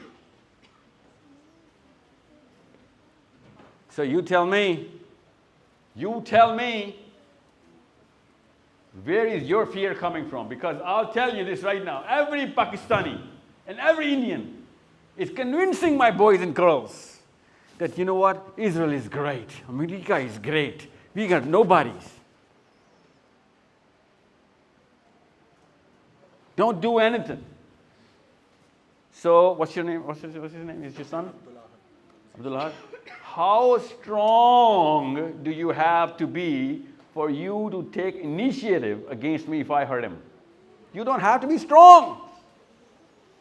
You just have to have dignity. Do you know a tiny little chick, when an eagle comes in the nest, well, not the nest, but wherever, the little hen jumps with all of its power on the big eagle, and the eagle knows that if that hen is around those chicks, I'm not going to come in for the kill. So, I'm not here to equip you, I'm here to tell you something. Here, this is the recipe. No one in Muslim land, wherever the Arabs, especially the Arabians have this MBS. They're way more afraid about MBS than we could. We love the army, okay? And we're still afraid of it. Look, imagine what the Arabian Muslims are going through. Look at gangsters everywhere, and gangsters can only survive. And you learned in Manchester, when somebody was bullying your child in school, what's the first thing you taught them? Hold your ground, son. Otherwise, you're going to give birth to another bully in the class. If you are going to run this just one bully today, tomorrow there's going to be 3 chasing you for your lunch money. You taught, all of you guys taught this. That was just common sense, wasn't it?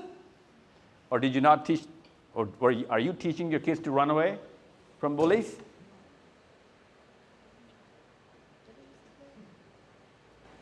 The silence. Let me sink it in, absorb it. But you guys are not teaching your sons to get bullied and be okay with it, right? You did he? Yeah. Good job, man. What's your name? Yeah, you fight back, okay? Otherwise, someone else is going to bully you for the just sake of having fun. And bullies are not mentally okay. They got some problem going on in their homes, okay? And they're translating that into you're making it your problem. That's not your problem, okay? So you fight back. Somebody else may start the fight, but we finish it. That's the job, okay? Otherwise, everyone's going to bully you. Okay, Roshan? And you're going to find a bully in every single day of your life as soon as you're going to be in human beings. People have problems. Bullies are ill. They're ill. So if you're bullying somebody, you are that problem. But I know you're not going to bully anybody, right? Because that is going against every single thing your father believes in. You help the weak. You don't suppress the weak or oppress them. So here is the trap. This is the trap. Now, if I say Muslims have to come into a community, everyone is asking me, everywhere I go, from Norway to Brazil, everyone is asking me, sir, give me what to do. Tell me what to do. Tell me what to do. Neelam, everyone is asking me, sir, mujhe bataye na main karun kya? Main karun kya, sir? I cannot tell you, Neelam, because I know you're not going to do it.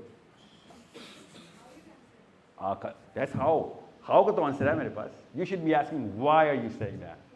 How का तो answer लेके आऊँ. You should be saying, how dare you say that, Sahil? No, you didn't say that. You're trying to please me here. You're in customer service? No, you're not. Here is the recipe. Let me give you the recipe. Before I open the recipe, this is what any community would do, whatever right or wrong belief system that they have. Now, you guys don't believe in LGBT, I'm assuming. Assuming? Everybody has? Any lesbians or gays here? Any believers of LGBTQ here? But they are way more effective than all the Muslims combined. So it doesn't matter whether you are like disgusted by it. It doesn't matter. Because when people believe in whatever they believe in, that's what they do. You know what? There was a time, and actually in England, actually they started it, when every gay or a lesbian, once discovered, would have to be hospitalized. Okay? They were in England.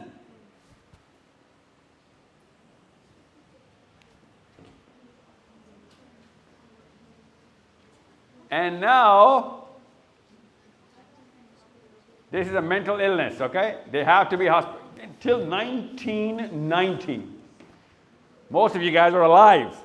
In 1990, you have to go to a hospital, go through all of that medicinal therapy, and then you will be treated.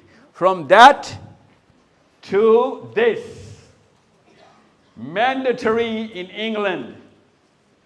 Mandatory in England. Not just England, by the way. I'm coming from Canada, grade 3, sex education. Every child, it is mandatory, incumbent to go through this education.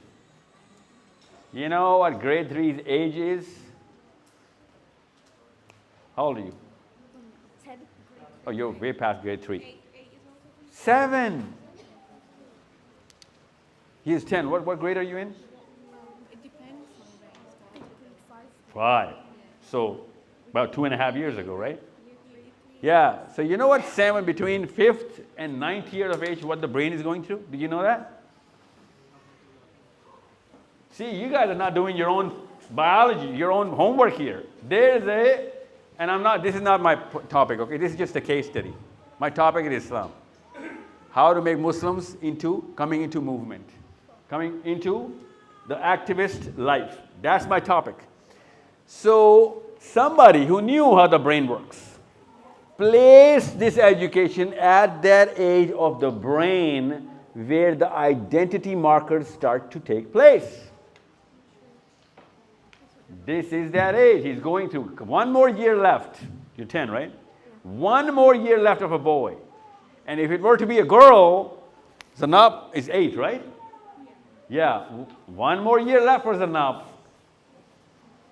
After that, mommy cannot change that. No matter what you do. Her markers are already installed. So why do you think they made it mandatory for this age? Schools. Why?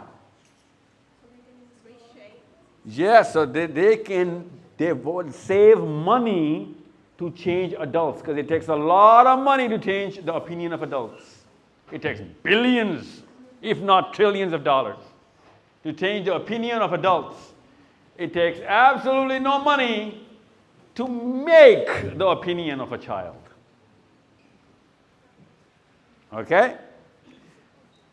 So brain work, it takes IQ to put that in that part of the school. Now you tell me, which mommy knew that at which age I'm going to install the Prophet ﷺ, the Muslim identity, and the efficacy of the Quran, and then the Quran? Did you do the math on age? All you had to do was Google up. It would have been less than a 10-minute journey, and you would have known. They didn't Google it up. Google is putting their research for you to read.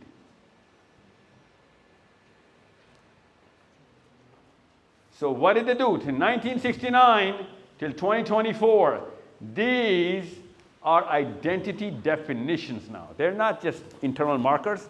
They are mandatory definitions. And you know them. You're in Manchester, for God's sakes. You cannot call certain people he or she, or whatever you guys have here going on in England. I do not know. If you do that, you will be sued and fined with big money. You will be apprehended, if not reprimanded, if not both. This only happens when these things come into play. What happens here? Now I'm going to give you another case study. Forget LGBT, okay? This is the climate change community. You know what a climate change community does, right? They're trying to clean up planet Earth. Everybody knows ozone because of them. Everybody knows carbon dioxide and whatever they need to put inside our heads. Now, they believe in something, so they started doing something from an individual to a small cluster to a bigger cluster, which they call a lobby, and different lobbies come together to form legislation and policy. A lot of money needs to be collected. So they do all of these things so that it can go political. Once it goes political, everybody needs to follow it. So I'm not here against LGBT. I'm not here for climate change. I'm here so that you can know the recipe. That people right in front of you are going to start something, and in less than 10 years it's going to become a thing, and in less than 20 years it's going to become a law, and you'll be like, what did it take for all of these guys to become so vital and so, credible and so listened to and so heard about and then so powerful? You know how many LGBT community, what is the actual registered number of all the registered LGBT people in the world are? Anybody?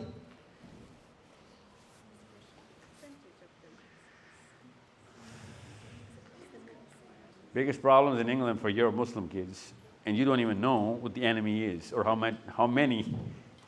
Come on, seriously, nobody ever did that? I wish 5 million. 5 million only in Manchester, come on. I'm kidding, okay? I do not know the Manchester stuff. Here is what actually happens. I did a surgery and reverse engineered so that Muslims can come into a movement. This is the whole purpose of coming here. You know how many slides there are in here? More than 600 slides. Follow this one. I'm not going to open any one of them. You can take them home, read about how to create a power structure and how to become a movement and how to become a law. Okay? It's all right. Here is where the problem is. This is the trap. Now the trap is, unless you have ghazala, self-esteem, unless you have high self-esteem, okay?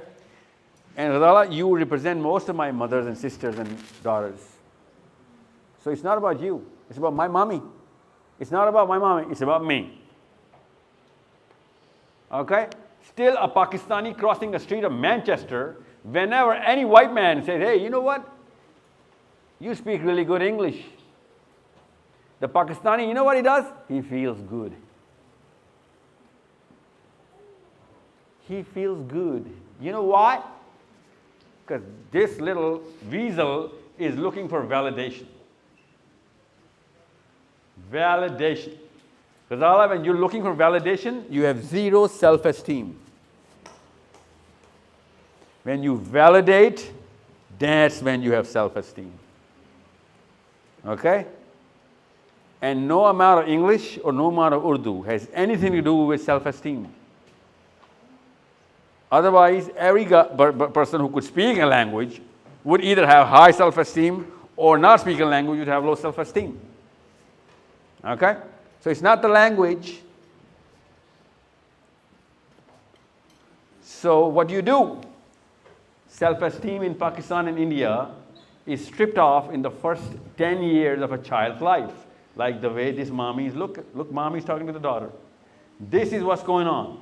I do not know what they're talking about. I'm not talking about them, right? It's just a metaphor, okay? So when a mother or a father talks to the son or daughter at this age and does not counsel him into high self-esteem, people are not going to develop it for him. No one is going to develop, because everyone is going to develop his own or her own self-esteem in front of you. They're going to echo it, practice it like ping pong, and the more they're going to get the echo, the higher they're going to prosper. On the price of stripping you off of it. That is why I need you guys. I need you guys to develop this boy, stand up please, this boy into believing that once he's done his homework, he can teach His Highness, King Charles himself a thing or two about running a country. Because he's done his homework. It's not arrogance, it's research and belief.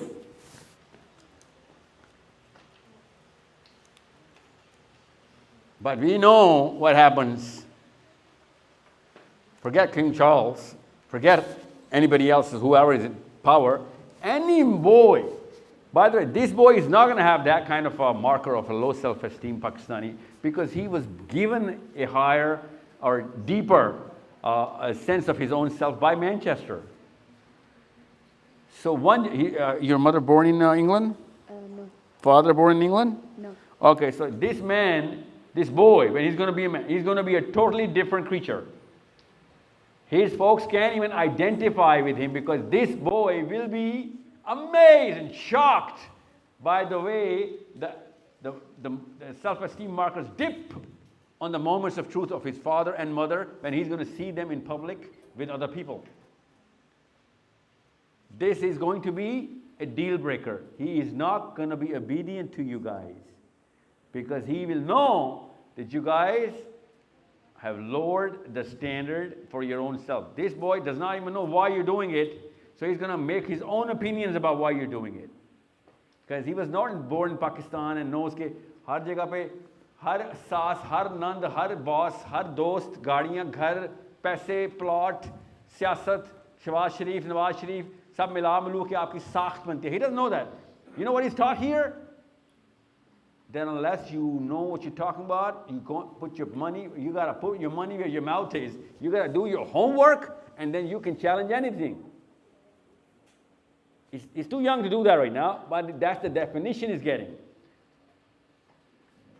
So you need to understand why there's going to be a big dissonance between him and his own father, your husband. So I am going to rely, because he's going to ask simple questions the way all of these kids ask simple questions. In Bradford, a little boy asks, will I go to hell because I did not do anything about Palestine? You know how simple this is? This is more stronger than the first law of motion from Sir Isaac Newton from England. Your England, first law of motion. This is the first law of motion of a high self-esteem. Will I not be questioned? Should I not be questioned is the second stage. That kid was too young to say should, but he was thinking on the right lines. So, sit down, fine, thanks. This is where these two things come, the bigger purpose and the esteem markers. So, what's the landscape right now? The landscape is simple. That's why I'm going to say that in English, because my whole movement is going to be tanked if I say that in Urdu. And you'll know why. I'm going to speak English, strictly English. Low self-esteem people with a high purpose, even if they are on a high purpose, because most Muslim clerics are not on a high purpose. They're all about you and your family. They define Islam around your family like a cocoon. They wrap Islam around you, shell you in there. You can be the greatest Muslim if you are true to your wife and your kids, and you're going to be honored in the day of judgment. I know. You know why they do that? They define the purpose wrong. Because if they alter the purpose to a bigger stretch, everybody would know that they're not qualified to talk about it, because they themselves are failing on it.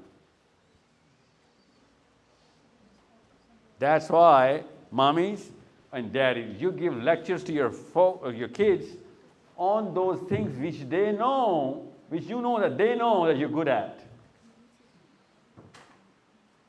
So a smoker cannot tell his child not to smoke, because he knows his son's going to be like, Daddy, if it's so bad, why are you smoking?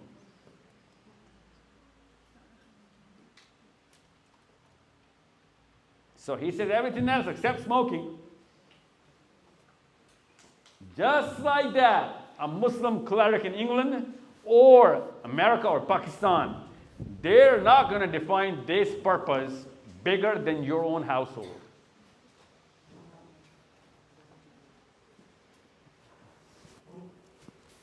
I showed you the LGBT, I showed you the climate change community. Now I'm going to show you the real performers. How a community works together, and you know those names. You can see those faces, you'll be like, oh, I know them. I want to show it to you, don't worry, before I go. The biggest, most effective community, every man for the team, every team for the man. Blood, sweat, tear, money, space, effort, everything. Everyone for everybody. I want to show it to you. But first, bigger purpose. So any Muslim that I speak with, everywhere I go, I'm like, you know what? When the Prophet said, the whole Muslims are a single organism, man. Why are you playing the Pakistan card or the India card or this card or that card, man? Why are you splitting the whole, nucleus into smaller little atoms?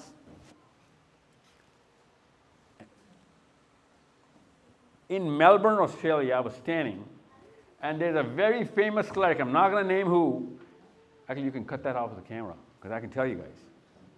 There were 3 people touring Australia. Me, Javed Ahmed Ghamdi Saab, and Noman Ali Khan. Same day, same city.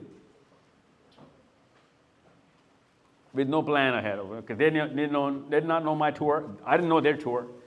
So, it so happened that I was standing in the stage of Melbourne, packed house, and this guy says, global purpose, Sahil Adeem. Can you prove that from the Quran? Can you prove that from the Quran that Allah is giving us a global purpose?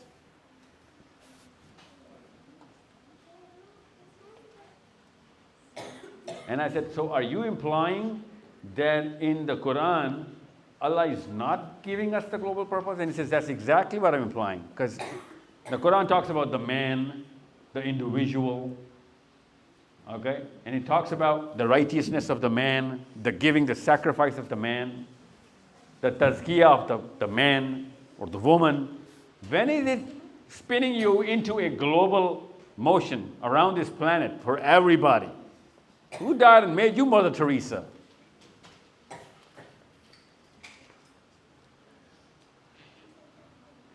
You understand me? I know I answered him. I want you to tell me that you understood where he's coming from. Because most of the Muslims are exactly on that disposition. That's called the purpose. Ask any cleric of Islam, any, especially in England, what is the purpose of Islam, sir? That's our core belief. What is the purpose? I know what it demands from me, but what is the purpose of Islam? What will happen if I do everything which you are telling me the Quran is demanding upon me? You know what it'll be like? You're going to be a good Muslim. That's the purpose of their book, to make individuals 8 billion good people, regardless of whatever is happening to the other person. That's why our army, our government, thinks they're great Muslims, even though we all know through common sense that they can be great Pakistanis, but they're not great Muslims. You let 100,000 of my kids die without even staring at the enemy in his eyes, let alone doing everything that you could have done. And when India came with some of its planes and some of its army, you had the biggest marketing campaign about how mighty you are and how much of a terror you can strike in the hearts of Indians. And you use the word Islam now. So how come, if it's not global, and I'm going to tell you where it says global in the Quran, but if it's not global, how come it became a national book for all Muslims? Where does it say national in the Quran? You know why they're using national? All the clerics are using the word national in Pakistan or India or Afghanistan or Bangladesh or English Muslims. You know why? Because they are making sure that they get that certificate to keep doing what they're doing from the people who they're afraid of. That's it. That is it. That's why the LGBT community I started there. Everybody thought they were sick. And they didn't stop. They didn't stop even if we were putting them in hospitals. They didn't stop. They started giving lectures, writing books, writing articles, convincing people, collecting money, making clusters, influencing people. And even at that time, no president or prime minister at that time in the 60s or 80s or 70s or 90s was gay or a lesbian. How come they were getting, real into this? Everybody got real into it because they were consistent and they were not on this disposition.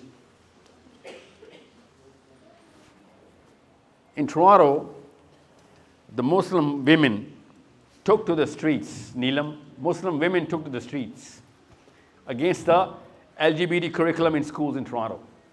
Toronto is a city in Canada, okay? Muslim women, everywhere, you see all, the Muslim women, they scream, man. Can they scream or what? So they were screaming. Everybody was like, whoa, it's the first time we heard that kind of a scream. What's going on? Desi women screaming? Who wouldn't hear, right? So everybody came together. The government got involved. What kind of strike is this? Strike against the curriculum of LGBT inside our schools. So the Minister of Education came in Toronto to address the Muslim women. And she says, I too am a woman. I too am a mother. I can understand what you're going through. And these Muslim women were like, awesome, white chick. A white chick. Just like the Prime Minister of New Zealand, right? Coming to Christchurch, wearing the dupatta. So a white chick. And she says, I too am a mother. I too am a woman. And I too am a lesbian. 20-minute break now. Okay. And that's the difference between you all women and these women, because we actually made sure that we have the right people in the right place, with the right brains and the right mind. You guys could be in the right place, you are the wrong people for this job that you're trying to do. You don't amount to anything. 20-minute speech, obviously she didn't use these words. She's a politician. But she used all the words in the dictionary to make sure that no Muslim woman is ever going to uprise against LGBT curriculum in the books in schools. She was so gutsy. The audacity of the woman was that she once, during her speech, said, if it were so wrong, even I am a lesbian. Even I am a lesbian. If it were so wrong, I wouldn't have been convinced into it. As if she's the authority on all human beings. Even I.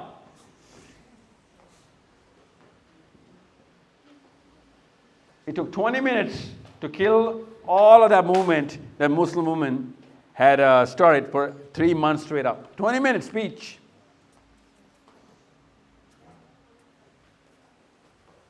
Nobody stood there, Ghazala. Nobody stayed there. Nobody stayed there. Nobody said, you know what, I'm not moving. Not about the curriculum now, it's about you. It's about you and me now. It's your esteem against my esteem now. We're going to battle it out now. Nobody. You know why? Because you can compete a dumb man with a smart man. You can. People have. Millions of times. It happens every day in Pakistan. Dumb people are competing with smart people. You can do that. And the results are unpredictable. You'll be amazed at the kind of results dumb people have been able to achieve. It's amazing. But you can never, ever make a low self-esteem person compete with a person of high self-esteem. You cannot do that. That's against all the laws of nature. That's why from the day of Adam alayhi salam coming to this planet till yesterday, not even a single event you can tell me where a low self-esteem person stood up against a high self-esteem person, regardless of who's right or who's wrong. That's the problem. So what do they do? The low self-esteem people, when they are talking about the book, They only talk about those things which do not enlighten the people on their own guilt. Hell, they don't even feel guilty. That's why they have low self-esteem, right? That's where the problem is. That's why I know most of the sisters and most of the brothers are not going to remember this session more than a couple of days, maybe 3. But this boy or this girl, which I am trying to sow the seeds in, this can be a life changer.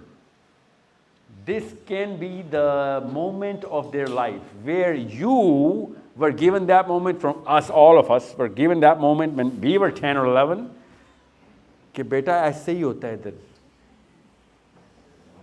ज़्यादा पर निकालेगी तो बदचलन कहलाएगी, reputation damage हो जाएगी तेरी, तुझसे कोई शादी नहीं करेगा. ये 8वें और 10वें साल के जुमले हैं. एंड हमें पता है हमें क्या बात हुई थी कि जो बहादुर होता है ना वो जल्दी मर जाता है. It's not about who's right, it's about who's alive. That's the statement we were given. That stupid man who wanted to change the world is lying down on his own grave so peacefully now. And I'm saying this to my own son in front of a grave of some martyr. But this Manchester son of mine is going like, Daddy, so how many thousands of years are you planning to stay on this planet without going into your own grave?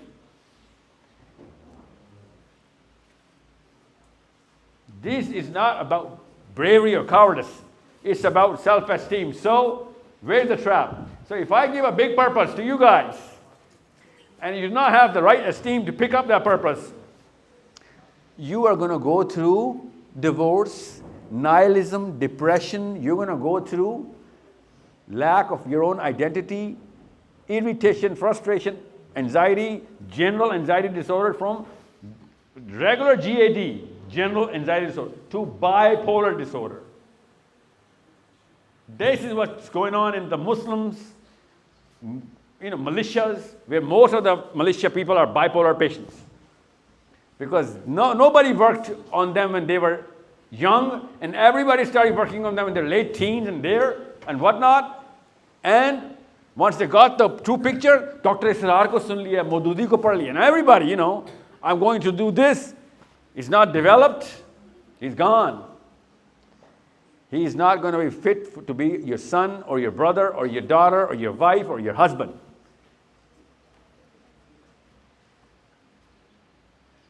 Plus, they become judgmental. Most religious people are so judgmental, we can't even walk the street in front of them because their low self-esteem is calling out their vacuums in our behavior.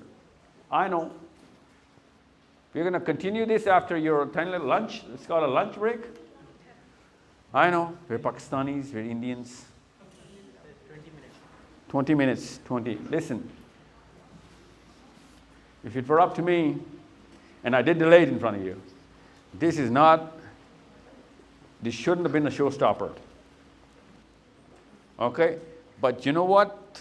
I know. Take a test, take a poll. You're going to take a, what's your name, sir? Arsalan, you're going to take a poll. That if I had to miss that lunch, you would have listened to one statement, top of the mind, one statement. That's the kind of Muslims we are. He promised us lunch, didn't give it. You understand? My Islam is going to be, even though their definition of coming here was lunch, not Islam. But me putting Islam on the table instead of lunch would have challenged my Islam. For a person who didn't even come for Islam, for lunch. That's the poll. You can hear in every Pakistani community. Khana hai? Lunch hai? Allah hai? Koi farak nahi padta. Rasool hai? No, khana hai. You know what I'm saying? So the organizer, I didn't speak to him or her. I'm thinking her, Humara. I didn't speak to her. But I know if she had not put in lunch, this crowd would have been 1% of its size. I'm telling you this, Arsalan. Make sure, Arsalan, why I'm telling you this. These events and rituals, these outreach programs, where is it? These outreach programs, this is an outreach program for my community, Muslim community, my movement, the IMS. My call for Palestine, my call for wherever, any human being, let alone a Muslim, any human being. I'm trying to prepare these ones. But this they're doing for free. People are paying to come in. We have to feed to bring in. They're paying to come in. They're not doing for Allah Azza wa Jal. They don't even believe in the Day of Judgment. Maybe they do. Most of them don't. We believe in the eternity, a billion years of either torment or delight. Billion years. Well, billion is less. And still, I need to fulfill a 20-second appetite. My esophagus to my stomach. And by the way, there are no taste buds in the esophagus. It's only this distance. We're trying to pleasure. Just a little tongue. And it's a game changer. Think like a psychologist from now on, okay? Experiment, understand, run the pattern, change the course. You're 13, 14? How old are you? You're 20 what? You're 28? Does he look 28 to you guys? I thought you were 15. Okay, well, you're right on the cusp, okay? So you make sure you understand why I'm telling the boys, not the uncles, the girls, not the aunties, okay? So we're going to continue this. Please, I know I'm going to get more efficiency if your taste buds are going to be in sync with your brain cells, okay? 20 minutes. What's the time right now? 5:30. 5:30. So by 5:50. We meet at 5:50, inshallah. I got to run.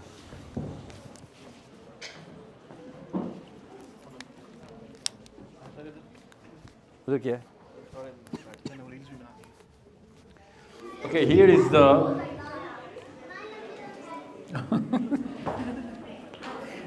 Here's the camera. Here you go. You got a picture, yeah. What's your name? What's your name? Alian. Alian. And what's your name? Alpha. Arfa? Alian.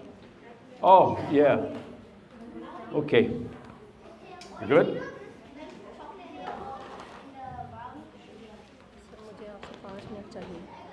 अभी तो अभी पूछे ना मुझे home schooling के बारे में बात करनी है या बीच में से बात करें आप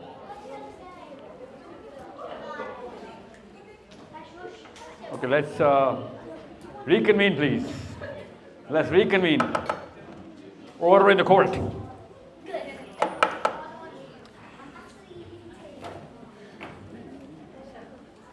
Gee, anybody sitting on any question? Oh, really? Yes, sir. Yeah, you. Did you not raise your hand? Do I know? 2 questions. What's your name? Abdullah. Abdul what? Abdul Ahad. Ahad is the key word here. Huh? Say it properly. Abdul Ahad. 10. What do you say? Yeah, you're 10-year-old, right? Ahad? Yeah. Okay, what's your question? So the first one is, how did the Jahiliya stop? Like the age that when people in Saudi Arabia, like in the old Christian science started worshiping idols. And the second one Picture again. Maybe because why did the Shaitan call the child before he used to be an angel? Why did he go against Allah? So there are 2 different questions. So what was the first question? How did Jahiliya stop? Start. Yes. Oh, okay. Oh. What is Jahiliya, Abdullah Ahad? The age of ignorance. What is it? What does it mean? So when people went against Just give me pointers, okay? People did what? Number 1? Worship the idols. Number 2?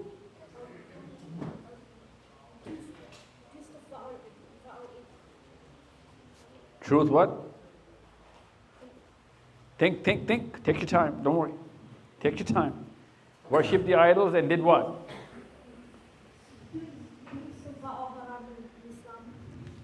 Well, Islam was not there. Think. So in India, close to 1 billion people are worshipping idols. That's part of the religion. Is that Jahiliyyah? So we're still in Jahiliyyah?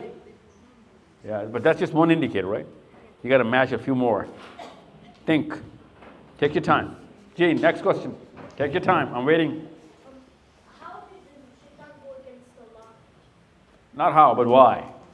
Because how is very easy. The way you go against your father is the same mechanism, right? How is very easy. He says, no, I'm not going to do that. Why did Shaitan? Why? Yeah, that's the question. Why did Shaitan go against Allah? Yeah. So do you know what was going on around that time? It's a very exciting story. It's way more exciting than any video game that you're going to go through or any Netflix that you're going to see, okay? So the whole universe was filled with two armies. The big universe. The universe. The universe. What do you call that here in England? Universe, right? Am I speaking in an accent? So Allah had the whole universe was full of two armies, eh? You know what an army, innit? Armies, angels, and jinns were fighting with each other, day in, day out. Billions and billions of them. For what? For what? The Prophet ﷺ said that when Adam a.s. was not there, jinns took arms against the angels. And angels were led by a jinn. Okay? Those jinns became aggressors. They broke all the laws of Allah. So there were laws. They knew the laws. They broke. Why? Everybody wanted some power. So they tried to oppress whatever they could possibly to claim some sort of power about in front of their friends. Okay? So those little fragments became armies. And those two armies fought with each other. It's not about piece of land, because they were in every planet, everywhere. Okay? So the angels, who were led by a jinn, they fought that big war, and they won the war. So much so that Prophet ﷺ said that the angels beat the jinns into an island, and they shackled them into that island forever, for good. When that happened, the army of Allah, right? Hizbullah, that's the army of the angels, right? That dude who was leading the army, the jinn, he said, I've done the biggest, it was the biggest incumbent upon me to make sure that the purpose is fulfilled. So he wanted something in return. In other words, there was greed. He was not doing it for Allah, he was doing it for himself. Okay? So if you're doing the right thing, but not for Allah, for yourself, for whatever other purpose, that's what Allah taught us, that this is going to make you go bad. So since he wanted the whole emperorship, Allah said, I've already made an emperor for all of those terrestrial planes in the universe. So he said, who's that emperor? Who's that guy? Because I know everybody. Half of them are dead. Half of them are under me. Who's this third guy? Right? All the angels are under him. All the jinns he just beat and, jailed them into an island. So who are you making an emperor? And Allah says, I am making a new species altogether. This is going to rule on behalf of me. Because when they're going to go clean, they're going to go totally clean. Because if you went clean, and the moment of truth came, you were all about yourself. So he wanted the same thing that Allah gave our father, Adam a.s. You got it? That's why he went against Allah's Rasul. Okay? Yes. Fix the microphone? You can't hear me? You can't hear me? You can hear me. I'm not wearing your backup, eh? Or am I? Okay. G. So, no more questions? Yes. I'm going to come to the kids, don't worry. Yeah.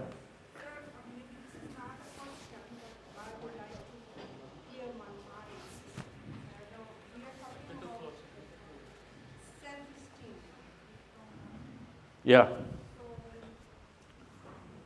for our previous discussion, what I'm feeling and what I understand about self-esteem, yes, a system around us, surroundings, a system in which we are living, it also affects on our self-esteem. Yeah. In that. It affects it. It's not self-esteem. My school is not my self-esteem. My friends are not my self-esteem.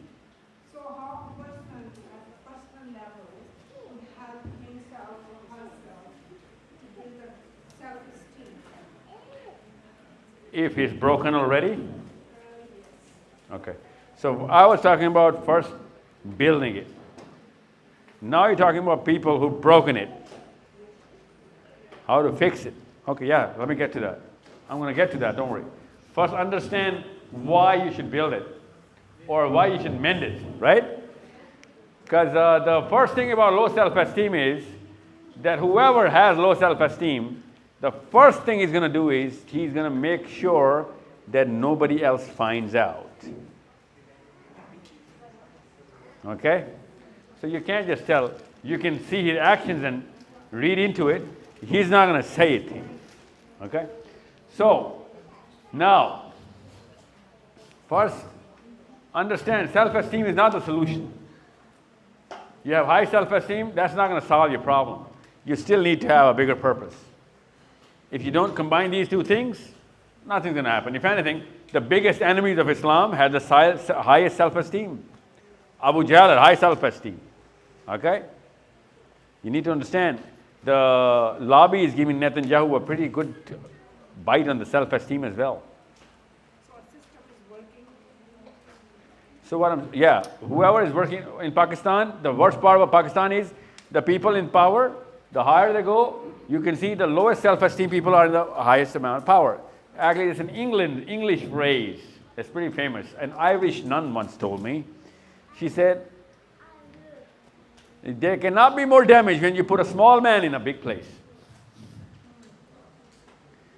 Small means low self-esteem. Big place means power. So if you put a small man in a big, powerful place, that's the biggest damage to this planet. A big man in a big place does not do that kind of damage because he understands the math. The low self-esteem guy is going to do whatever it takes to prove that he's right. Yeah. आपने अभी कहा कि जो Pakistani parents थे उन्होंने अपने बच्चों की सेल्फ स्टीम को डैमेज किया है या किया है तो ऑलरेडी डैमेज हो चुका है अब उसको कैसे छेड़ा और कैसे होगा अगर पाकिस्तानी ही बच्चे वालिदैन हैं तो फिर वो सर्कल तो चलता रहेगा तो फिर ये कैसे You're in Manchester? हर जगह Yeah, so Manchester is going to build up their... I can get my definition of my own esteem from different philosophies, different channels. I can get it from a group of people who are in my football team. I can go to the church. I can go to the masjid. Okay? I can look at a lot of elders who are giving me a lot of guidance. Channels are different. My proposition, well, my problem, my contention is, that masjid is the only building in the planet right now which is not giving any self-esteem to a Muslim. It's not designed to do that. बल्कि मस्जिद जाके आपकी self-esteem और low हो जाती है. You need to understand the problem. You know when the black movement was going on in America? Anybody knows? Anyone has read that? Are you guys familiar with Martin Luther King Jr. and his work? Malcolm X, have you heard the names? Yeah, how do you think they became a community? They had the lowest self-esteem. They were slaves, literally. The word slave was their identity. How can a slave have high self-esteem, right? A slave, by the way, means a guy with no self-esteem. That's a slave. In psychology, you're a slave to somebody's thoughts, somebody's own ideology. So how did they go into, this movement, and it turned the whole country around, the world around? They had 0 people in politics, in position of power. They had 0 money. They still did it.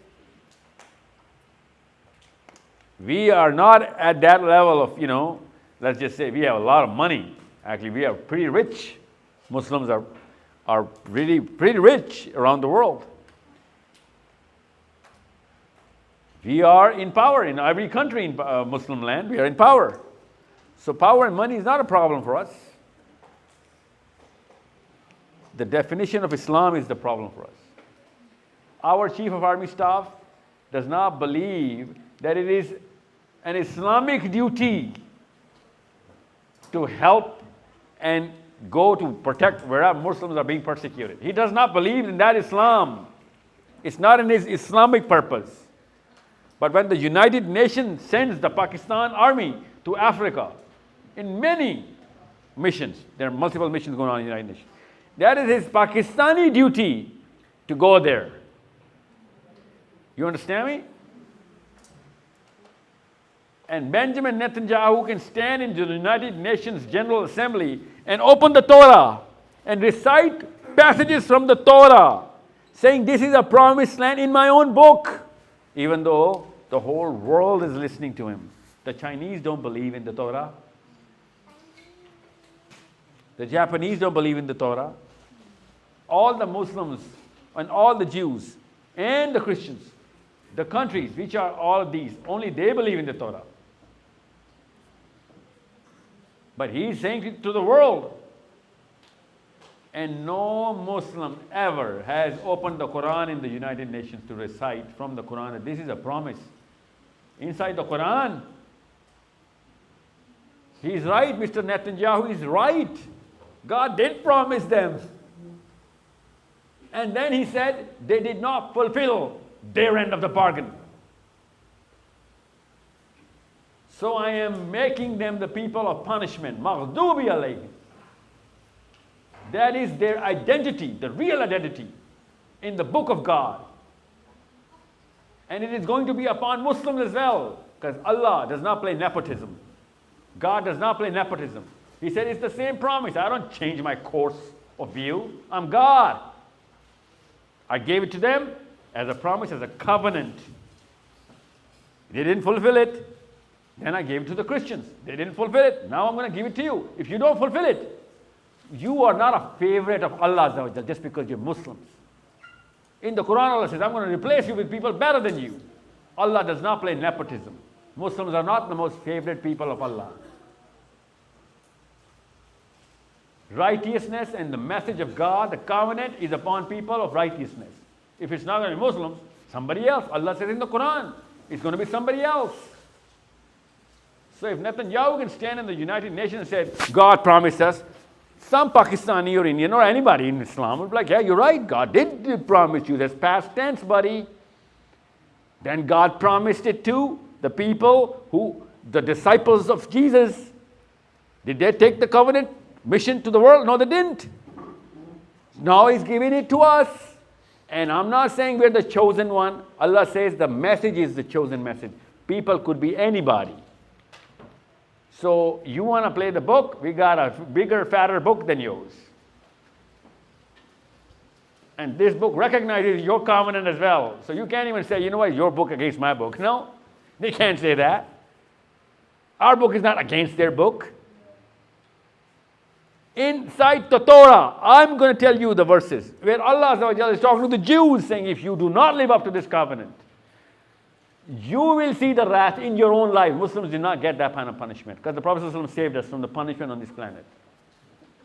And the Jews did see that punishment.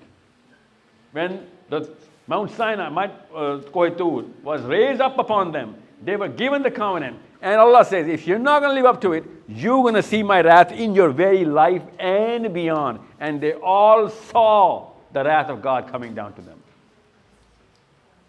It's called the War of the Maccabees.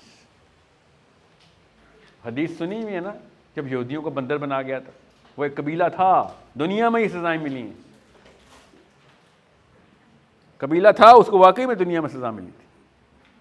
मुसलमानों को ये सजा नहीं मिलती. Muslims will be punished.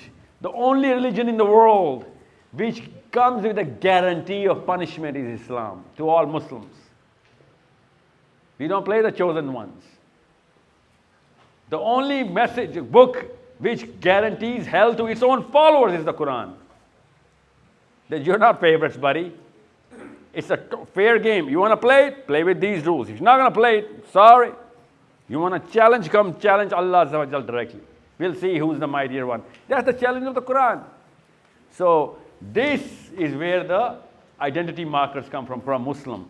That, yeah, I'm not a favorite one. I'm not a narcissist. Just because I believe in the Quran, God does not become my ally. I got to do something. If I'm not going to do something, no angels are going to come in for my help. It's a basic covenant, same covenant to the Jews, to the Christians, to the... Actually, therefore, God starts from Ibrahim alayhi salam, then he goes to Moses, then to Jesus, then to Muhammad sallallahu alaihi wasallam. That I am giving it to everybody, the same thing.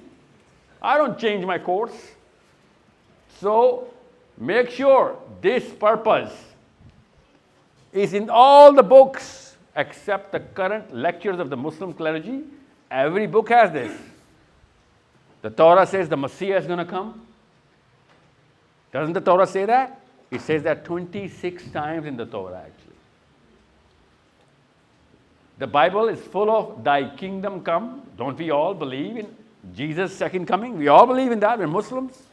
Thy kingdom come. So Jesus is going to do what? Global mission, Word of God. Messiah. Global mission, Word of God. But when we do this, the Muslims are going to come and say, oh, where did you come up with that from the Quran, Brother Sahil? So that's the answer I gave that brother of mine. He said, have you read the Torah or the Bible?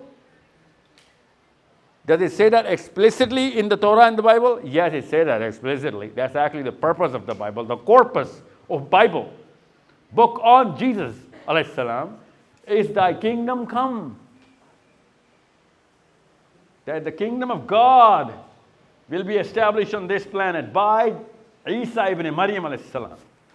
That's the one-line statement. If you believe in it, good enough. You don't believe in it, then God is not help you.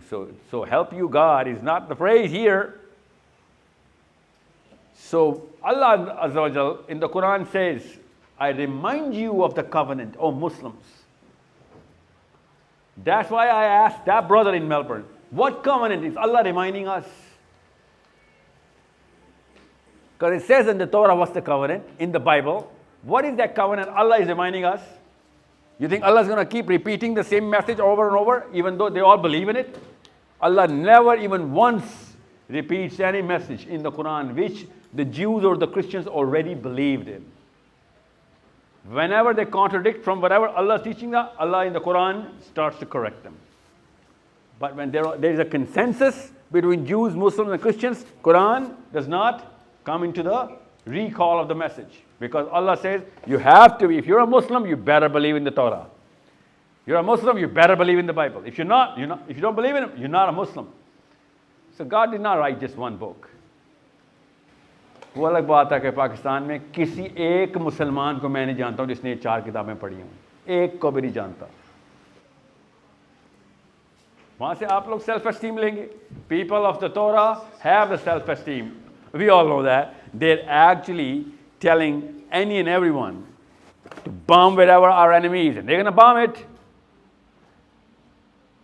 because they got no other choice. That's how the lobby works. That's how the power comes. So what happens? This is where I want you to come at. So let's just say, even if you do not have self-esteem, let's just say, but you have the big purpose. There's a shortcut.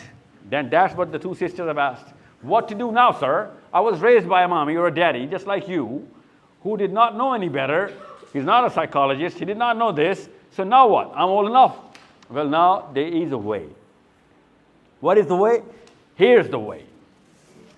This is the way. That unless, if you believe in the purpose, here is the purpose, right? This. If you are this guy without this guy, so you have a purpose but low self-esteem. Let me just draw, I'm assuming you read it, so I'm just going to go through it. If you have a low self-esteem and high purpose, you are going to go through depression and nihilism. You will have a bad marriage. You will have a suicidal set of homemates, which could be kids, self-harmers. You could be a self-harmer. You could be suicidal yourself. Because you have been enlightened by a bigger purpose, the truth, but you did not develop yourself for it. And now you know what is right and wrong, and you cannot do anything about it. That's as much of a syndrome or a disorder as you can get. Because ignorance is a bliss. You can get away with a lot of things if you didn't know any better. But now Quran aa gaya. I taught you the Quran. I teach you the Hadith. And then I give you, you know what? I'm going to take every ability out of you. You're going to see right, and you're going to see wrong. And you won't be able to do anything about it. That's as big of a trauma as you can get. It's like a boy or a girl looking at mommy and daddy beating each other up, and he can't even do anything about it. The fact that he cannot do anything about it is what's called a childhood trauma. That's why it's called a childhood trauma. That does not happen to you and me when now my mommy and daddy are going to fight. It's not trauma by any means. That's just a quarrel. That's a test upon me. What am I going to do to keep the grace of my father and mother intact and still make sure both of them are protected? But a child cannot do that. And since he knows he cannot do anything about it, his mind cracks. That's why I said, Islam mil gaya. If you find the Islam and you're not developed to do anything about it, you are a patient. You do not get married then, okay? Do not get married. You are a patient. Do not have kids if you are married, because you are going to harbor patients and disease in your house, mental disease. You will be agitated, judgmental, punishing any and everything that you can, because you cannot punish Netanyahu. You're going to be punishing your own wife and kids. It's not just Netanyahu. I'm talking about anything, okay? You're going to see Palestinian videos, and you're going to go through a dismissal, and you're going to overcompensate your weakness and suppress the weak wherever you're going to find it. That's how big of a problem this is. So, big purpose, low self-esteem. Then high purpose, high self-esteem and no purpose. High self-esteem and no purpose, Imran Khan.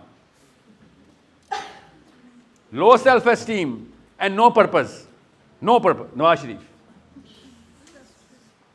No, I'm not talking bad. I'm just describing you the disease. Low self-esteem, low purpose, Nawaz Sharif. High self-esteem, low purpose, Imran Khan. Absolutely not. High self-esteem, high purpose is wrong. That's very low self-esteem of you to say that. Because you're overcasting the purpose around Imran Khan. Purpose is Allah Azza wa Jal, not Imran Khan. You need to understand. By the way, what is the purpose of Imran Khan? Did he tell you? Because he didn't tell me. What Muslims? Global Muslims? Global Muslims. Ma'am, he was not in the job of speaking. He was in the job for doing. You and I are in the job of speaking. He was in the position of doing, not speaking. You understand me? When we make somebody a prime minister, he better not talk, he better do. Because there's nothing higher than the prime minister. Okay? At least is the word for low self-esteem people. Whenever we're going to reside on at least, it's like, oh, at least he's a man. Even if he's a drug addict, I'm still going to marry. At least he's a man. That's not how you marry a guy, right? You look at most, not at least. Because if you are, relying on at least, and you're setting your standard on at least, that means you have esteem issues. You don't think you deserve it. That's why you're settling for at least. You understand me? And I'm the one who said self-esteem is high for Imran Khan. I'm not against him. I'm not against Nawaz Sharif. I'm against the philosophy which is going to corrupt my Muslim child. That's the covenant of Allah Azza wa Jal. You understand me? That actually makes Imran Khan a way more deadly weapon than Nawaz Sharif. Because Nawaz Sharif is an obvious evil. Imran Khan is not an obvious evil. You understand me? Because whatever takes me away from Allah and the Prophet ﷺ, it better not be good looking, because it's going to be tempting. So, and it's not Imran Khan, because he never actually had the power. It's the Pakistan army. They always had the power. But you know what the kind of Islam that they believe in? They believe in even less than the nationalistic Islam. Because even nationalism is not part of their religion. That's just nationalism. That's their true identity. Religion is only for myself and my prayer mat. Religion has nothing to do with Pakistan or India or whatever. Then it ends up, sir, the Muslim faith that, okay, in a secret account they will. Yeah, that's called compensation. That's what I said. He's going to compensate for the vacuums. He's going to come up with virtues around failures. Whenever you're going to find failure in your own self, you're going to virtue signal it. So in Pakistani, Indian, Muslim movies, the victim is always the hero. The rest of the world movies, the guy is going to save the victim is the hero. But in our heads, victim is the hero. That's why all my Pakistani sisters are looking for validation or testimonies or witnesses. देखा है ना मेरी सास कितनी जादूगरनी है. देखा है ना का मतलब पता है? Do you testify?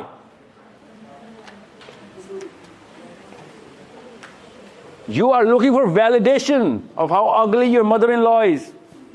Validation? Why do you need validation? Because you got esteem issues going on. You understand me? If you're a victim, why do you need a witness? Why do you need a witness if you're a victim? Because you're not just a victim, you're a victim of low self-esteem. High self-esteem victims, Palestinians. That's called a victim. They're still standing on their feet. High self-esteem victims. Low self-esteem Pakistanis, they should run away from there. They should run away from there. That's Pakistani Muslim clergy saying that. Islamic speakers saying that they should run away from there. What are they doing there? High self-esteem Muslims are saying, we are responsible for whatever. We should run to them. A high self-esteem guy never blames anyone. That's the first thing about esteem. If you're going to blame somebody, you have no self-esteem. Okay? So, Imran Khan in jail, your problem. You are responsible. You're PTI, right? You're responsible. By the way, that's the first time in Pakistan or human history that the most popular guy was beaten in the streets, thrown in jail, sentenced to things he never even committed. And none of his followers broke him out. That's what happens when you are a leader of a low self-esteem nation. They don't even come to save their own hero.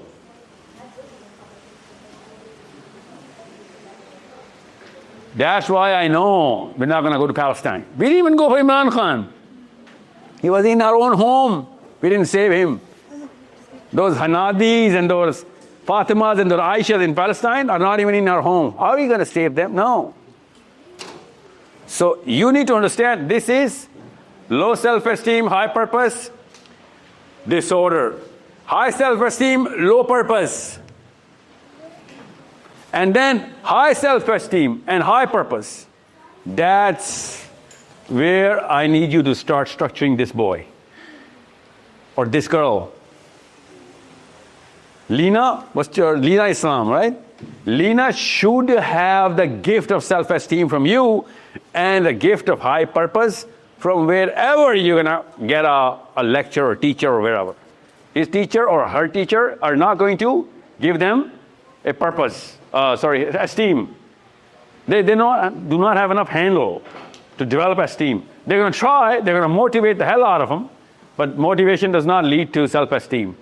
Definition, responsibility, being accountable for not living up to your responsibility, that develops self-esteem. So, sister, what's your name? You asked me this question. What's your name?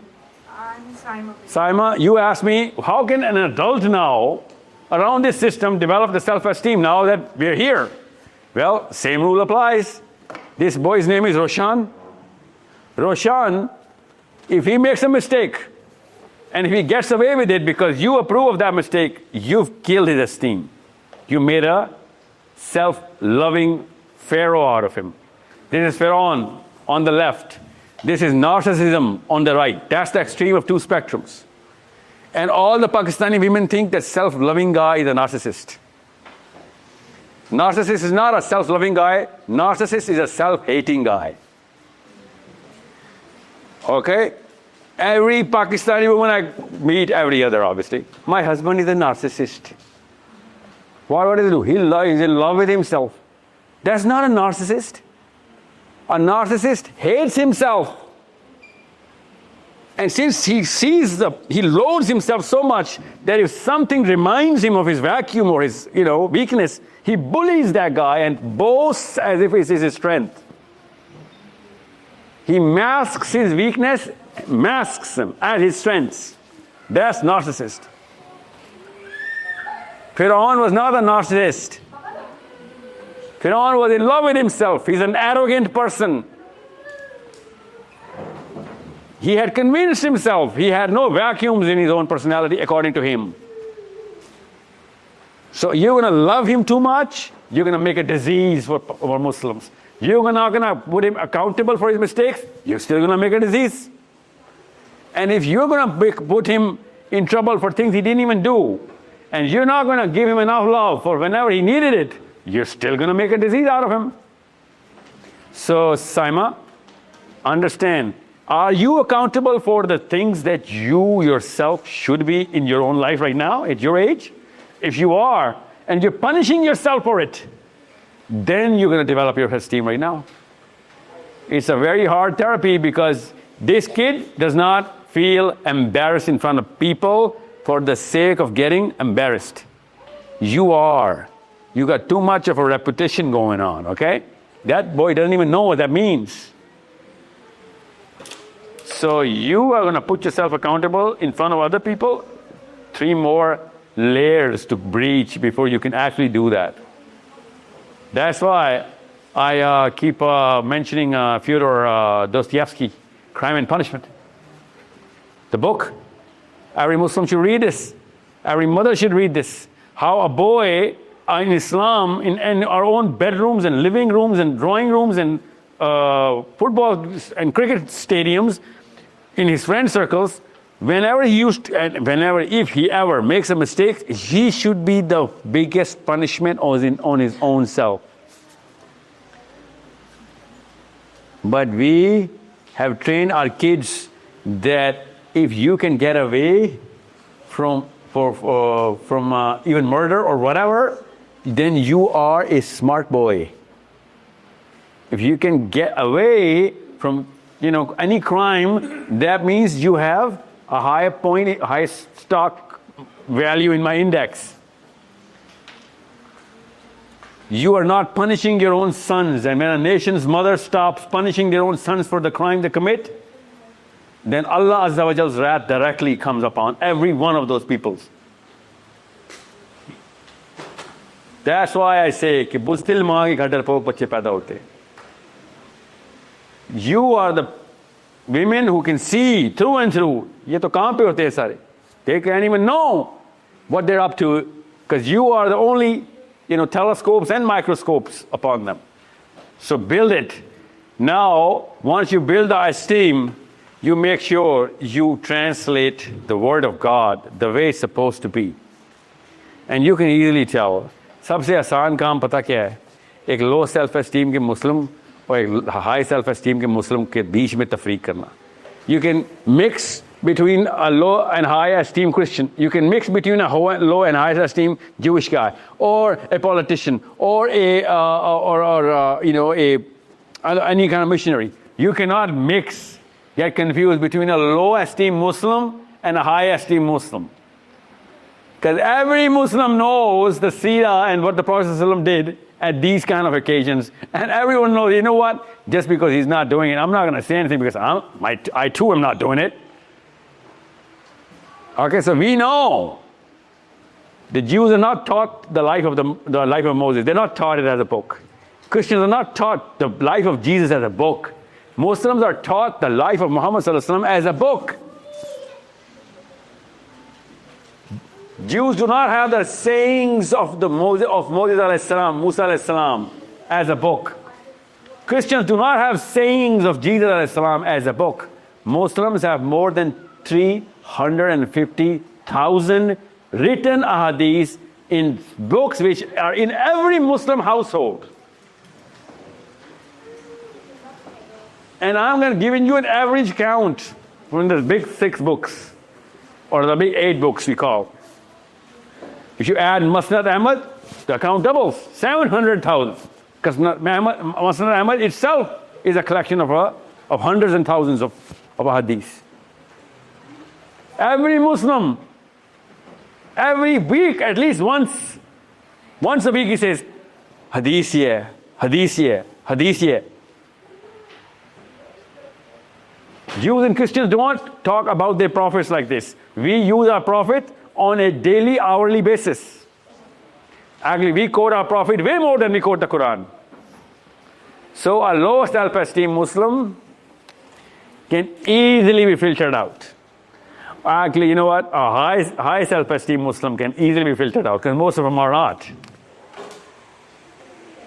And that's what you all go through. And we all go through when we see people like, Maududi or Asrar or wherever. I'm not just naming two. There's so many who are trying to do the right thing or saying the right thing.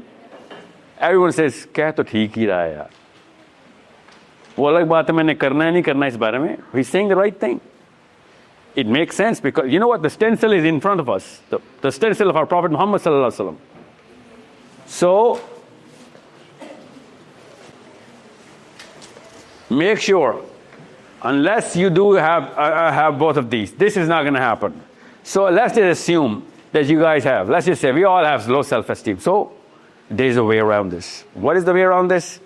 If a bigger purpose carries enough people, regardless of their esteem issues, enough people with the same purpose, then it can and has happened plenty of times. Plenty of times. So I'm going to give you an example. Being a gay was a mental illness in the world. That means every lesbian or a gay naturally has to have esteem issues in that world at that time. And that's not too far. I know so many lesbians and gays because I lived in Canada and America, and they used to hide the fact that they're lesbians and gays. They still do, by the way. They still do. No matter how open the law is, they still do. So why do they have to hide it? If you had to hide your Islam in England, we can't even use the word self-esteem then, right? By the way, in Australia, I went to Sydney, and the biggest complaint about Sydney people were that Sydney Muslims don't declare their Islam. And by the way, they do not have that kind of Islamophobia in Australia. You know why they start hiding Islam? Take a wild guess. No, oh gosh, itni unki gairat hoti na. No, because Australia was voting for Israel in the United Nations. They themselves thought that, you know what, if we are Muslims, some bad thing is going to happen to us. That's how shameful the level of, problem is. So once you get here, I just showed you the whole tenure of the LGBT community or the climate change community. Let me just see if I can actually show you this. Hold on, let me show you this.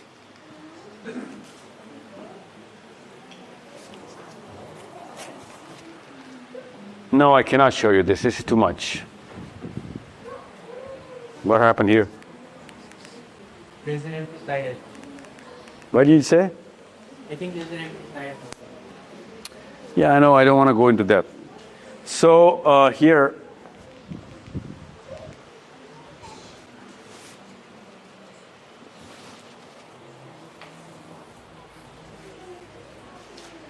so focus on this slide, please. This is going to be a little technical. I'm going to make sure even kids know about this. So don't worry. I'm not going to make it technical, okay? Yeah, questions, ask me, because this is the final slide. After that, I'm going to go back to the pyramid and show you how to make that pyramid. This is the problem. This is how God made us. Okay? This is in every child, in every single child born anywhere in the planet. This is the order of the child. This child naturally has empathy. This child naturally has a sense of fairness. If he does something wrong, he naturally is not proud of it. He naturally tries to hide it. Everybody knows this is the natural order of the man. And then there is this, where the mommy and daddy comes in. That's not the natural order. This is where we first and foremost change the definition of the man.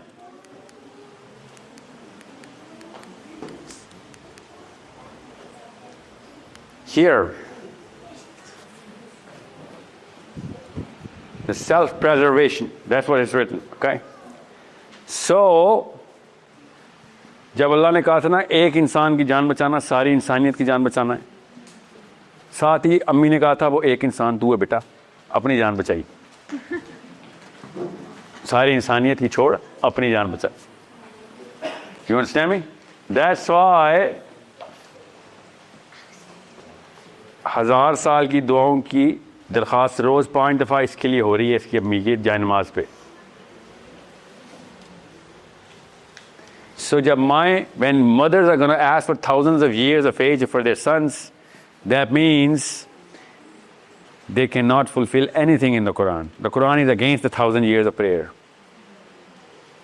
The Quran is exactly the opposite of 1,000 years of lives and prayers for that. So you are in a totally different book altogether. And not just for your sons, but your husbands as well, right? And hence yourselves. So when you know that self-preservation is the central tenet of our parenting model, there are only 2 models, by the way. One is the self-preservation, one is the Community preservation of others. Okay? One is the self, one is others. The Quran was on the preservation of everyone, hence others. We are on the preservation of our own self. So as soon as we put self here, all the definitions change. All the definitions change. And once the definition change, our definitions of career, success, failure, progress, smart, dumb, good, bad, and most of all, right and wrong changes. That's why you define the career in such a beautiful way. In such a beautiful way. Because every man knows that. I don't know how amazing you got that book published. हर लड़की को आती है वो किताब, और हर लड़के को पता है उस किताब में सवालों के आंसर क्या हैं. वरना रिश्ते ही ना होते ना हमारे. We know the answer to your question, and you say yes, and then says kabul hai all the time. Imagine that. आप तो कभी मिली भी नहीं थी हमसे शादी से पहले, मगर हमें पहले ही पता था कि आपके सवाल क्या है. How did that magic happen? Quran हमने एक नहीं किया, निकाह नामा लेकिन हमने एक कर लिया है. कुरान का मतलब नहीं पता, ना डेप्थ पता, निकाह नामे की एक एक चीज पता है. इमेजिन, लड़के भी आपस में ये बात कर रहे होते हैं, कहाँ मिली जॉब, वहाँ मिली है, फलां टाइप की लड़की मिलेगी अब तुझे. You qualify for the hierarchy, there is a hierarchy of girls. League setting, 10 lakh की जॉब पे फला टाइप की लड़की, 5 लाख के पे फला टाइप, 1 लाख पे फला टाइप, 50,000 पे कोई लड़की नहीं, कोई टाइप नहीं. And when they're going to plot the picture of the girl at 1 million a month, they will actually draw the right picture. You know those girls too. You know what I'm saying? How come that got so well synced? Because this got synced. So, how do we qualify girls? Because they qualify us through this. We qualify girls how? Somehow, the true Muslim girl has a very sharp nose and certain inches on the waist. The true Muslim girl. Imagine, मुसलमानों की बेटी मांगनी है, मगर हमें पता है नाक पतली नहीं होगी तो ये मुसलमानों की बेटी नहीं है, कमर पतली नहीं होगी तो मुसलमानों की बेटी नहीं है. रिश्ते की डेफिनेशन कहां से आ रही है? Well, now I earned it, buddy. I make certain amount of money. I got this and that. ये कहां से आ रहा है? The definitions have been changed. You want me to throw a litmus test and make sure you have nightmares tonight? I'll give you a nightmare. None of the Sahabis, none, would have gotten married if a current Pakistani Indian Muslim woman were to choose their husbands.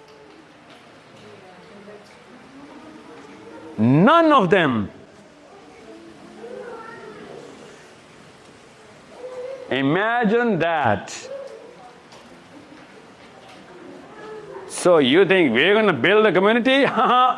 These single girls who are qualifying with certain parameters cannot have the kind of babies with high self-esteem. You see where the cause is now? You need to understand, Sahabas had high self-esteem because they had cultural definition set properly. The definition of honor and dignity was intact. The definition of protectiveness and community building was intact. Hence, the Quran went right in the perfect timing when the community was coming at its peak. हम पे भी कुरान आ सकता था, हमने अपने इस काबिल किया ही नहीं अपने आप को. और जाहलिया में Abdullah, the Jahiliya people, the man of Jahiliya was still man enough to be chosen by Allah for the Quran. Imagine that. They had no knowledge. They had every practice going wrong. But since there are some certain definitions right. You know what those definitions are? That if somebody goes down, everybody goes down. So Hussein alayhi salam, when he's going to fight Yazid, he looks back. No one's coming for him. He looks back and he says, what happened to you Arabs? He didn't say Muslims. He said, what happened to you Arabs? You were better than this before Islam. When a man who was, somebody ripped him off and he was a merchant and he stood inside the Kaaba and he says, where is the dignity of Arabs for this one guy who's oppressed by one of you guys? They swindled me out of my money. And I'm a stranger in this town and you're not going to come and protect a stranger because he's not one of you, even though you oppress him. And every Arab's leader came together and they made a pact that we're going to protect the oppressed no matter what. And they did so. And that Hilful Fadul, that's the pact Hussein al-Islam invoked. And he says, I do not invoke Islam, for you have forgotten every definition my grandfather taught you. I invoke the treaty of Hilful Fadul, because that flows through your blood. You've forgotten the very definitions because of the fear that you've actually put on your own self from Yazid. So why I'm telling you this is not a sermon on what to do. This is about why. So you tell me, I'm talking to English Muslims, should I take a test, which I did in Bradford, I did in London, I did one in Glasgow, I did two sessions in Glasgow. What was the main motivator for any one of your family decision makers to come to England. You'll find out, they said that was the motivator right there. You know, in Pakistan, people are now trying to, you know what they're saying? अपनों को छोड़ के बाहर जा रहा, ये कौन सा इस्लाम है? इंग्लैंड में सिखाएगा तू? That's what they say now. So you tell me, did you guys come to England as the missionary movement went to Japan from England? No. Did you guys come from Pakistan, a Muslim land, to England as the missionary English went to Philippines or Brazil or this? No, you guys are not missionaries of that kind. You're a missionary of a different kind. You know what that missionary is called? The self-preserver. So why? Why am I giving you, a repeat telecast or whatever you already know? Because this boy is going to have two different philosophies coming into his head. Save yourself. That's smart. And then save everybody. And that's smart. And then he's going to look into all of those human beings. They will like, dude, nobody else is going. Nobody else is going. There's a lot of money, girls, fame, fortune, everything that my body demands is on this side. No one is here. And even if somebody goes there, he doesn't really get any fame, fortune, cars and Ferraris and all of that. Why should I go there when the people who actually are elder and matter, they recognize and validate this? So I'm better off doing this. He's not going to have anybody to latch on to here. That's why you need high self-esteem people, because high self-esteem people don't require anybody else. They're the first drop of the rain. A low self-esteem is always going to wait for others to do, and I'm going to follow. So you are not going to be questioned only for your own self. You'll be like, आपको तो पता था कि क्या गलती हुई है, एक लेक्चर चली गई थी आप, इसके साथ तो रिपीट कैसे किया आपने? That means you were not sincere to him, because you didn't believe in the day of judgment, which Zarnab says, right? Why don't people believe in the day of judgment? Well, yes, you are a living proof that people don't believe in. Otherwise, the cycle would not have repeated. आपके साथ तो सास ने ज़बरदस्ती की थी, इसके साथ तो आपने ज़बरदस्ती की ना, सास ने तो नहीं की, इसकी दादी ने. आपके साथ तो मुआशरे ने जुल्म किया था, इसके साथ तो मुआशरे ने जुल्म, इसके साथ तो आपने किया है. इसको तो आखिरत से बचाना था, मगर आखिरत की बिलीफ अंदर आई नहीं हुई थी. यू थॉट कि आखिरत में भी वही कुछ हो रहा होगा यहाँ पे, उधर भी नवाज शरीफ पावर में होगा, नाउज़ बिल्लाह. नहीं, उधर नवाज शरीफ पावर में नहीं होगा, अल्लाह की कसम नहीं होगा. उधर सिर्फ अल्लाह पावर में होगा, और उधर ये वाले लोग मारे जाएंगे. That's what the child asked. Who are the Muqarrabeen? Well, these were the Muqarrabeens, and this is what we are. Prophet ﷺ told us that. He says, this is the best of the time human beings are going to see. Every time following this is going to be worse from the following or the time before that. So every 100 years are going to be worse than the last 100 years. So no more Muqarrabeens coming just like that, because we are in the worst of the worst. We're 1400 years after that. So you tell me, how many are we going to get? We're not going to get everybody. So what are we going to do? We're going to do this. Allah says in the Quran, إِنَّ اللَّهَ لَا يُغَيِّرُ مَا بِقَوْمٍ حَتَّى يُغَيِّرُ مَا بِأَنفُسِهِمْ. That if his mommy, his daddy is not going to work on him, I am not going to give him any divine help. Nothing, sorry, zilch. I am not, because Allah says, أنفسهم, plural. Qawm, plural. No help is coming. So what are we going to do? Well, how do I go back? Back. All right, can you go back on the first slide, please? First slide. This is not the first slide. You open a different... Yeah, no? There you go. Is this the... Go to the first slide. Yes. Here you go. So I'm going to give you a sequence, okay, a pattern. Look at the pattern. This is any one of them. First of all, local chapters, decentralized clusters all over the world. Okay?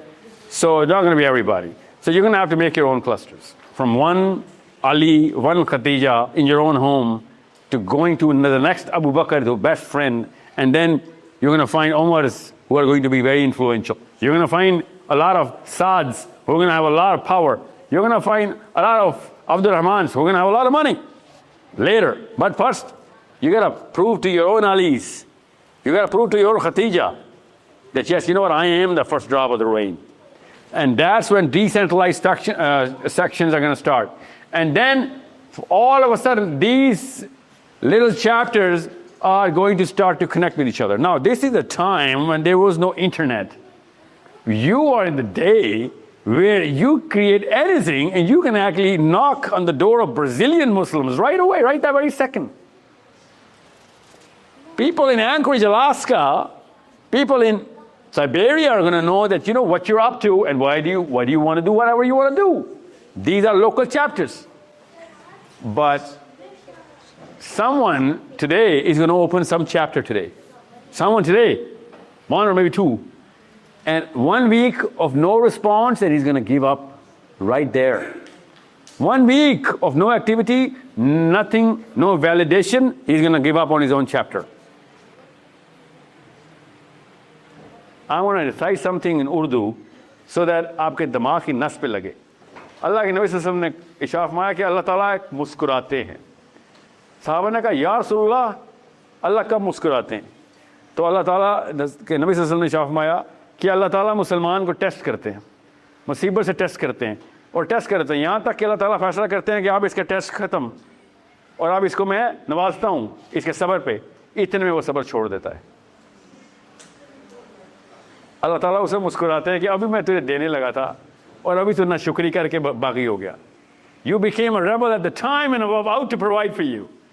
I just tested you once, twice, thrice, and the moment I was about to give you your return, you became a rebel and then you became ungrateful. You took arms against your own God every single time. That's when Allah smiles. Like this is where Allah says in the Quran, man is impatient. Human being is impatient. That he just does not have the perseverance. So who does not have the perseverance?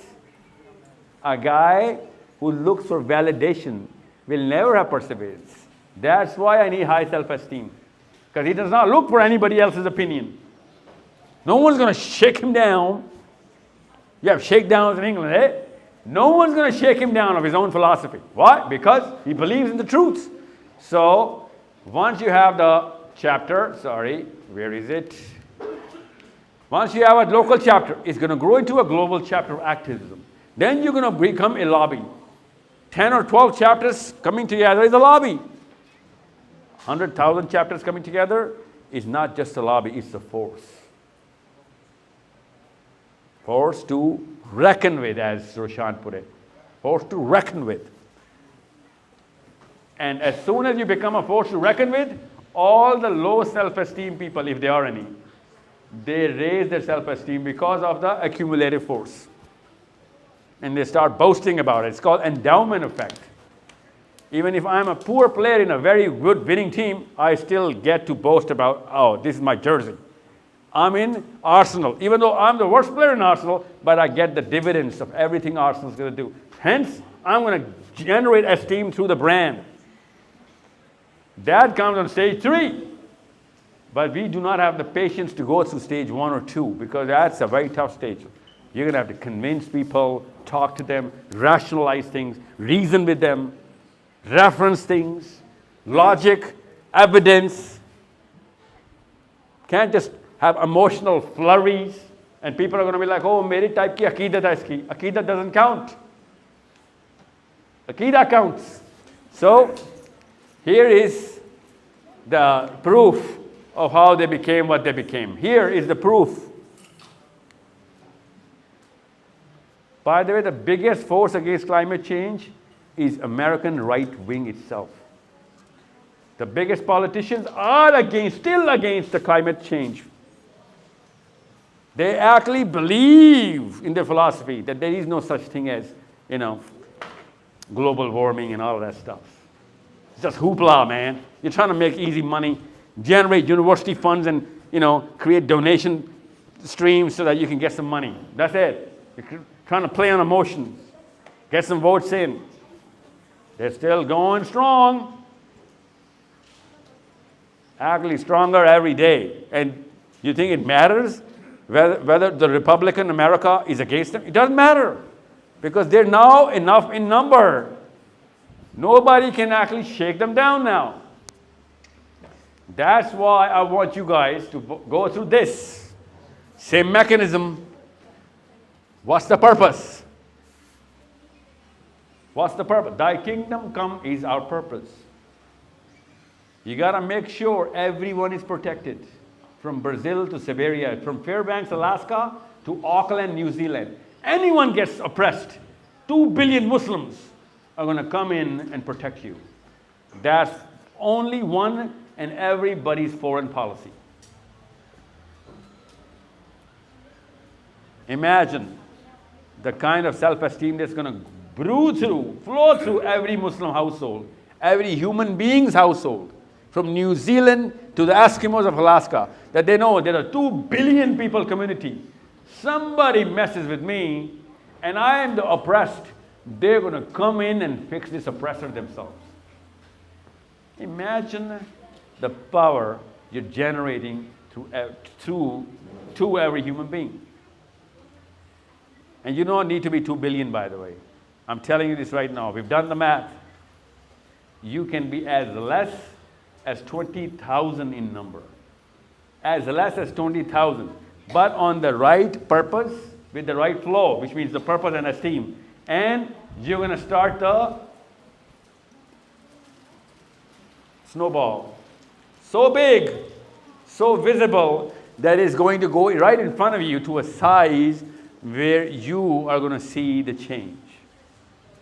And I'm talking about less than a decade, you can achieve whatever people have achieved in 30 or 40 decades, because there was no social media, there was no global connection, there was no visibility of whatever's going on in one part of the world. Yes, sir? Please, can we...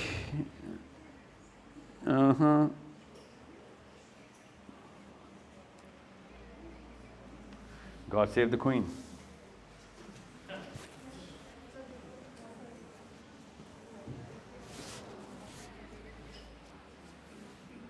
Who does not understand this slide? This is just statistics. From field rooms to engine rooms. From engine rooms to command rooms. Field rooms to engine rooms to command rooms. Let me give you a one-line vision. This girl, come here, Pita, come here. This girl, she's what, 8? Let me give you a vision. If you're not designing her on this vision, then you're not on the same page. This girl in the back seat of her own car with a laptop, in less than 5, how old are you, 8? 8. Less than 7, okay, 10 years. Less than 10 years. She is being driven by some chauffeur or whatever. She goes in her own back seat of her car with a laptop on. And whatever she writes changes the foreign policy of at least 1 or 2 countries. That's when you've done your Muslim job right now in this day and age. You understand me? That's only when she's part of a command room. She's building engine rooms. She's already experienced in field rooms, clusters, talking to people logically with rationale and evidence. She does that, she's going to create her own engine rooms in Manchester and Miami and Manila simultaneously. Once she's done that, she's going to be part of some command room which is called a lobby. They'll respect her written word. They'll respect her logic. They'll respect what's the name of the girl that went to Palestine? Yeah, what's her name? Spell that for me. Greta, right? With the G. Greta. She's an English girl? Where's she from? Swedish. Amazing. Every time there's a Swedish convoy going to Palestine. Greta. Now, do you know? She is not in the field. She's not in an engine. She does not have any command room. She is just an influencer. You understand me? And imagine the kind of power that she can generate. I don't need Gretas here. I need girls with logic, with plan, with single purpose, connecting everybody and making sure that when she writes, things happen. Inshallah. There are 22,000 actual professors in England. Do you know that? Who's the young girl here? Student. What's her name? What's your name? What's her name? Okay, what's the word? Rumesa. Oh, okay. Rumesa, 22,000 professors in United Kingdom. 22,000. 9,200 of them are Jewish. They're doing a good job. You know how many Muslims? 90. And you know what are they teaching right now? Some of them, 13 of them are studying gender studies. 90, Rumesa, out of 22,000. Half of them are from one family, they're Jewish. When a family is raised properly, their sons and daughters become professors. They're doing a good job. Our Muslims, they do not become professors. 22% of all Nobel Prize, Rumesa, went to one family.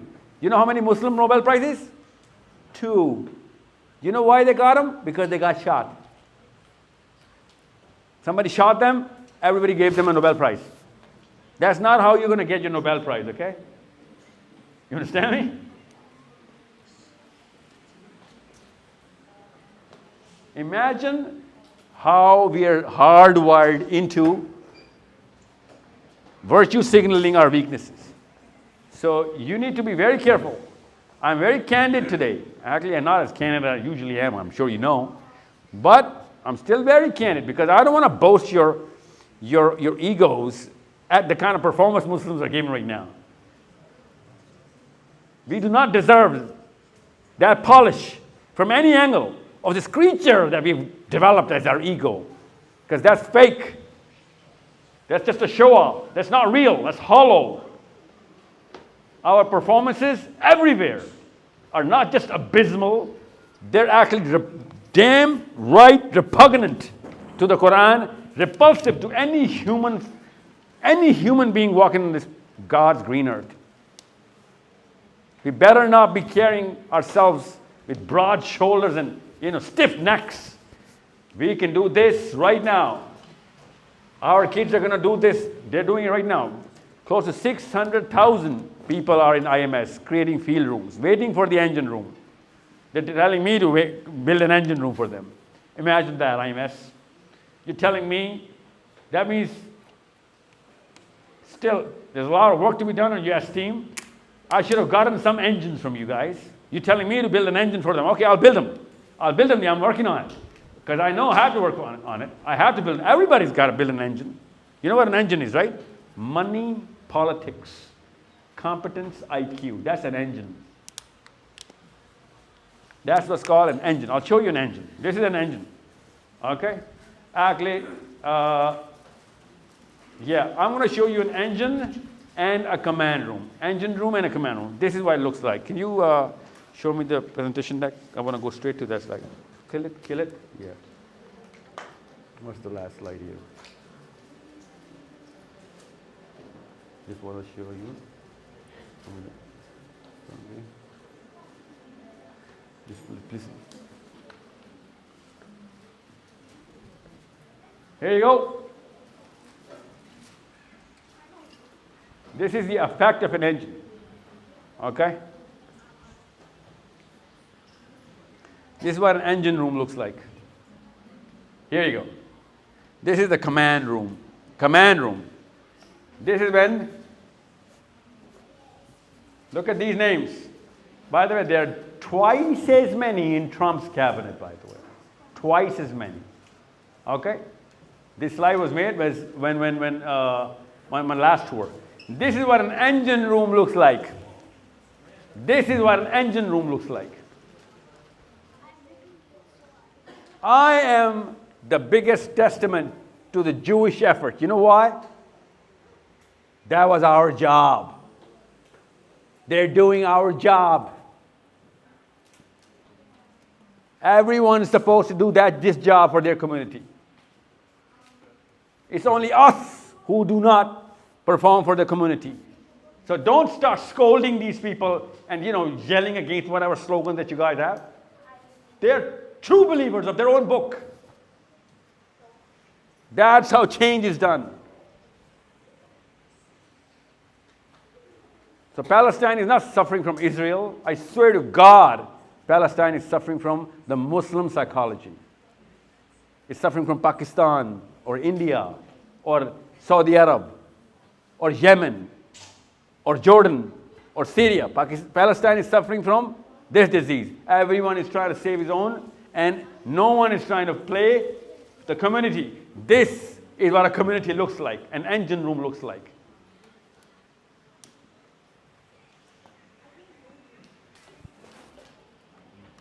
That's when I said, now come here, Jannah beta. Now you'll understand pre and post commercial, right? Now you'll understand when I said, this girl jumps into her car, opens her laptop, writes any article. Something big should change in the foreign policy as much as a foreign policy, as low as a foreign policy, as much as a movement globally. This is Zarnab's. This is a girl. Look, girl.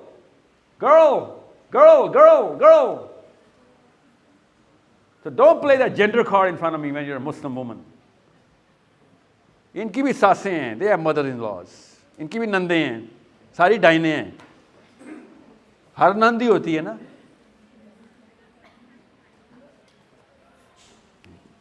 Look, बेचारी मजलूम. इसके घर पे चूल्हा फट गया था एक दफ़ा. बड़ी मुश्किल से बची थी ये. इसकी तो सास ने जादू किया हुआ इसको, तभी तो ये ज़्यादा वोट नहीं ले सकी.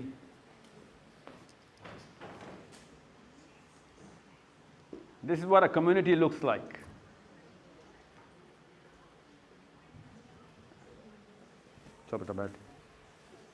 So, when I say engine rooms, I mean people with credibility, people with eloquence, which is called grammar, and people with their homework.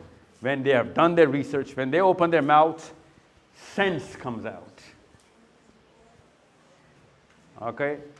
And whenever you're going to find anyone, when he or she opens their mouth and sense comes out, you are going to fight tooth and nail to make sure that person speaks in front of you again. That's human nature. Wherever he's speaking, you're going to get there. That's called virality. That's called followership. That is not in our hands. That's how God designed us. Whoever's speaking sense, people make sure he keeps speaking. That's what our kids need to do. And this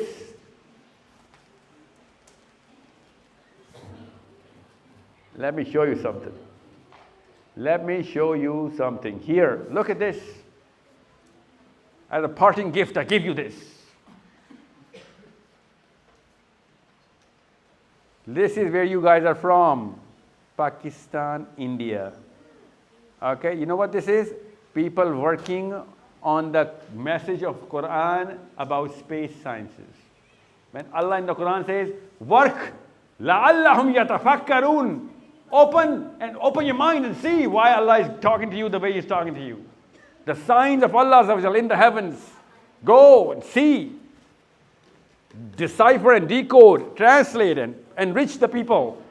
And you know what? Who's doing it? This is where you are. This is Manchester, by the way. This is Manchester. Can't even see it in the jungle of knowledge. Can't even see any Manchester here. This is where you are. This is where you came from. A desert. So barren, you can count leaves in there of ignorance. Cacti, of course, cacti leaves. Look at this. Muslim land. Muslim, saying America is a kafir. America is a kafir. This is America. You know? Palestine is a, criminal. Israel is a criminal. Israel is a criminal. Okay? What are you going to do about it? Nothing. We're not going to do anything about it. We're going to say stuff about it, which is not even going to make sense.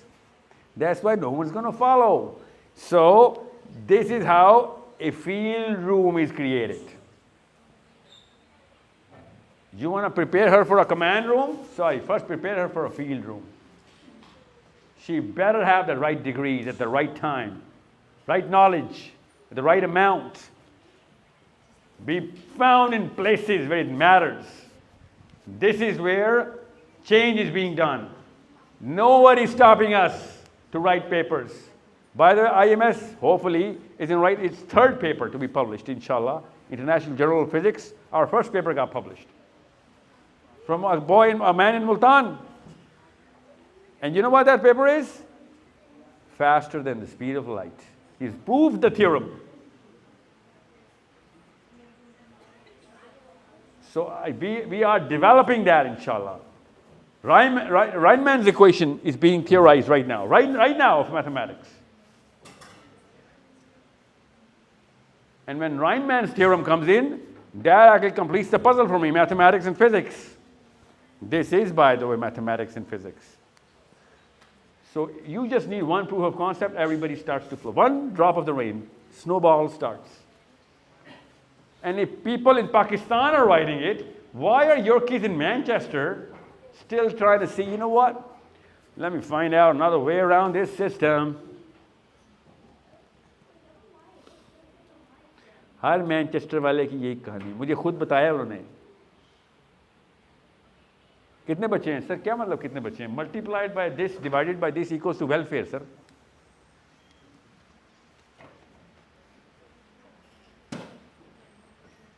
This is Great Britain. That's the utility of Great Britain. I'm telling you, I'm honest, man. I'm a Muslim. I'm not going to hide it. If I were King Charles, I'd be kicking out some Pakistanis myself. If not all. The way we're performing, I'm not going to hide it. So, आपको पता है पाकिस्तान में I'll do that in English, especially for the Canadians. Do you know how many people in Pakistan are living on government welfare in Pakistan? Do you know that? That's a goodbye gift for this session. Think about it. In Pakistan, how many people are in government welfare? Who knows the answer to this question in Manchester? In Pakistan. I did not say England. I said Pakistan.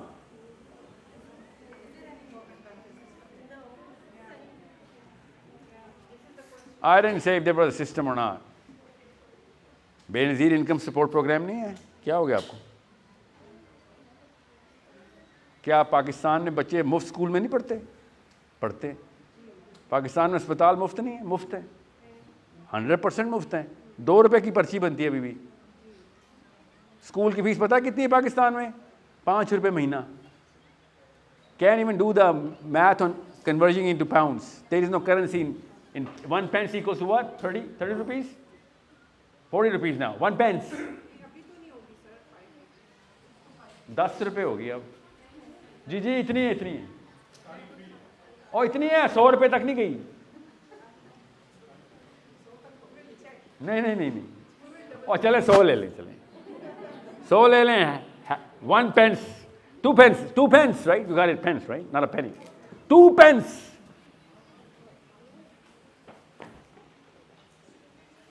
you need to understand I didn't ask you how many people are on welfare in England I said how many people are on welfare in Pakistan So this does not happen, I'm sorry.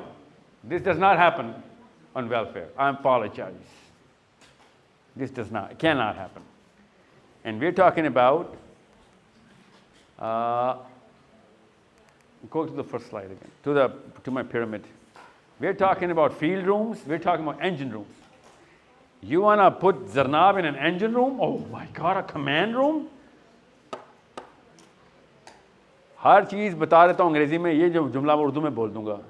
नॉटिंगहैम में मुझसे पूछा था, sir आज इकबालियात पे lecture दें, इकबाल की खुदी सिखाएं. And I said sir, Iqbal की खुदी हर एक को मिल सकती है, हर एक जगह पे आ सकती है, मगर इकबाल की खुदी वेलफेयर पे नहीं आ सकती. Okay?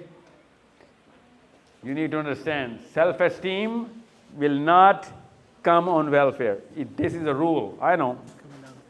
Oh, this actually is written in an English accent, for God's sakes. G. Last questions. This is it. Field room, everybody's in. Engine room, competent people start to get filtered in. Command room, all the people who matter in terms of their IQ, research work, their career paths, their business. That's why we have 28 different pillars in IMS. And I'm not here selling IMS because IMS is for free. You cannot pay me for IMS. You come into IMS, I'm not going to make any money. No one makes money, a dime in IMS. So when I say IMS, it means Muslim business, not English business. You got to make clusters now. You got to connect and you got to inspire people, not impress. Inspire. Okay? There are 4 categories. Yatlu alayhim ayat, wa yuzakkihim, wa yu'allimuhum al-kitab wal hikmah. 4 different categories you're going to work on. Yatlu alayhim ayat is natural sciences, physics, mathematics, chemistry, biology. Yu'allimuhum al-kitab is political science, which actually matters way more at times now than mathematics and physics. Because all the people of physics and mathematics are still under the policy of people who are running the political science. Okay, and hikmah is methodology. This is our version of the hikmah of the current time, of what Muslims require. This is hikmah, from this room to this room. And then, yuzakkihim, the moral quality of a man. Only you can make the moral quality. I'm sorry, I cannot lecture any man into tazkiyah. I cannot. You got to punish him and reward him at the right times from the Quran so that he can actually have a moral acumen and power, and expose him in situations and put him into the deeper part of the pool so that he can actually gain some muscle that, yeah, you know what, my father and my mother pushed me out of the nest and gave me the principle and punished me when it was required, rewarded me when it was due, so that he can do the same whenever he's going to have the chance. So moral acumen is something else. This is something which that's a prerequisite, by the way. I'm not going to talk about moral acumen. That's a given, right? Once you have that, that's when I need you guys to come in now. Connect Manchester together. I'm giving you a target right now. I believe that if you cannot measure, you cannot manage. So I'm going to give you a measure. I'm going to give you a target of only 10,000 Muslims in Manchester, by the way. You got to connect 10,000 people together, opening discussions, talking logically, making presentations, teaching us. I'll pay them. If you want me to put them on payroll, I'll pay them. I will literally pay them for every lecture. Bring them together. Everyone studying, everyone expressing, everyone talking about policies, processes, and politics. Whoa, whose kid is this? Huh? What's your name? What's your name? Doesn't speak English? Whose kid is this? Why are you not teaching him English? Seriously, Neelam? No English? No English? Espanol? Tu hablas español?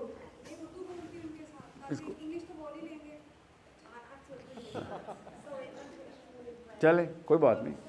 It's all right. Urdu, English doesn't matter. So, any questions till now? Any questions? Yes, sir. Last few questions only, okay? We gotta vacate the premises. Before somebody comes in and pulls me out, Thank you so much for your patience. It's not easy listening to a speaker like me. I'm not apologizing for it. I'm thanking you for it, okay? Ji sir. Wa alaikum assalam wa rahmatullah.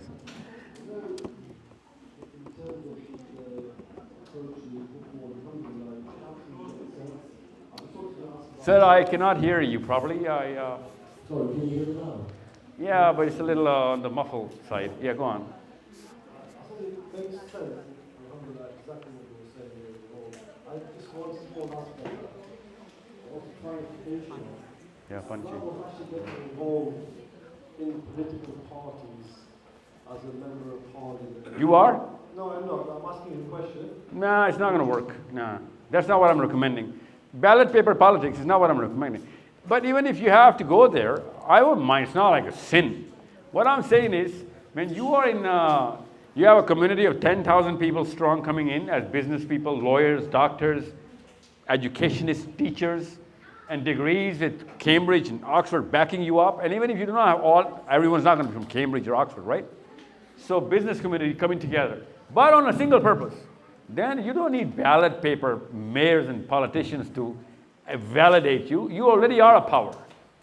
Everybody knows that. You know how I know that? Because you know Mark Zuckerberg, because he has a Facebook community. Have you ever paid for Facebook? No. And still Mark Zuckerberg became a billionaire. You didn't even pay him a single pence. Have you ever thought about this? People who started Bitcoin, still a cluster, a community, is just a field room, and the guy became a trillionaire, and he's a force to reckon with. So if you come together and you have regular discussion, and I'm not talking about discussion of, you know what, about petty politics or domestic issues. I'm talking about global. Because if you're not aiming for Miami and Manila at the same time, I don't care what happens in Manchester then. Because then you're becoming a cancer. You got to connect everybody. And everyone is going to give you their sons and daughters, because you're developing people. You're discussing real, logical, you know, and written, what's the word, thesis. And if this girl and boy is not prepared on writing papers, because that's what we're doing in source code. Source code is a school, right? Source code is part of the IMS ecosystem, where we're training mathematics so that they can write their paper. Not that they can learn algebra, but they can express the universe in algebra. They can theorize the Quran. It's called the Ultimate Mathematics, the book written on the Quran, mathematics of the Quran. Mathematics of the Quran. Why are we teaching them? Because we know mathematics leads to physics, physics leads to inventions and trademarks and patents. That leads to power. If you're not creating IQ in your people, then you're creating a bomb for somebody else to blow on you. Okay? So you got to generate the IQ. And that's why I said, if you came to England for just the British pound sterling, then I'm sorry. You have esteem issues. But if you came for Cambridge and Harvard, hats off to you. I'm going to pay for the, you know, for the scholarship for your kids. I know.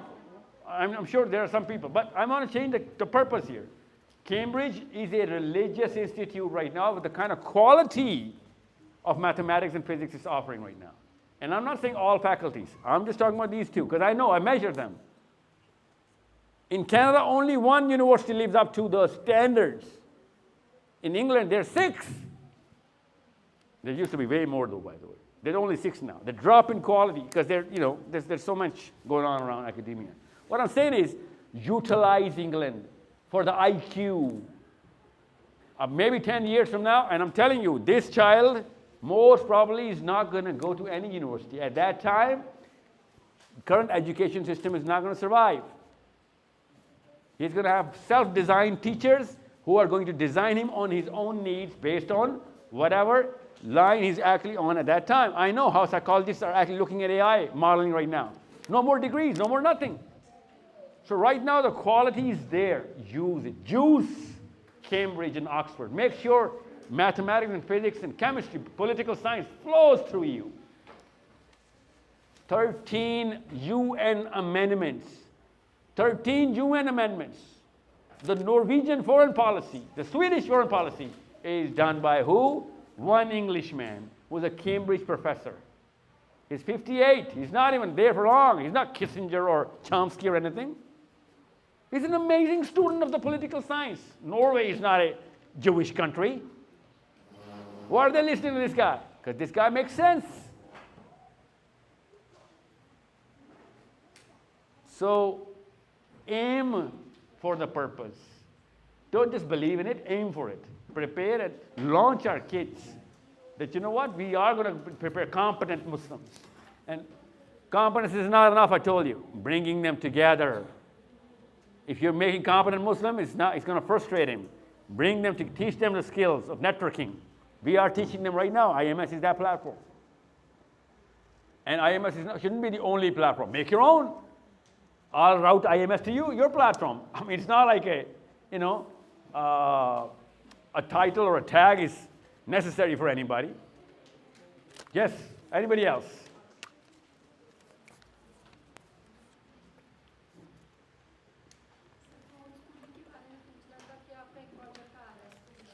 Homeschooling, inshallah.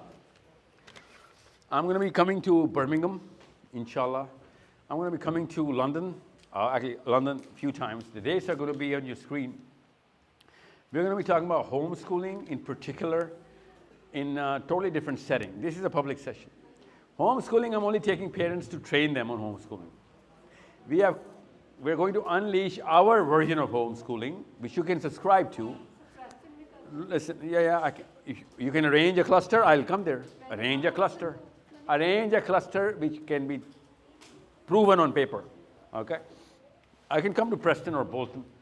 So homeschooling is coming in September as an option for all those people who are focused on challenging this education system. That's my primary motive, because this current education school system drops the IQ by more than 20 points. I need IQ here. I need very high IQ. I need at least 150 plus. That's why I'm parenting and homeschooling workshops are being done in Birmingham. I'm coming to Milton Keynes. I'm coming to London on the 19th. When is the parenting thing? 19th in London, inshallah. And the public session is? Public London 30th? 6th of February. Ji, homeschooling, aapka jo question hai. What is homeschooling? We're going to describe it in that day. It's an 8-hour thing, or a 5-hour thing. I'm not going to give you an answer in 5 hours. Let me show you if no, you know what? I'm not going to show you. I'll give it to you.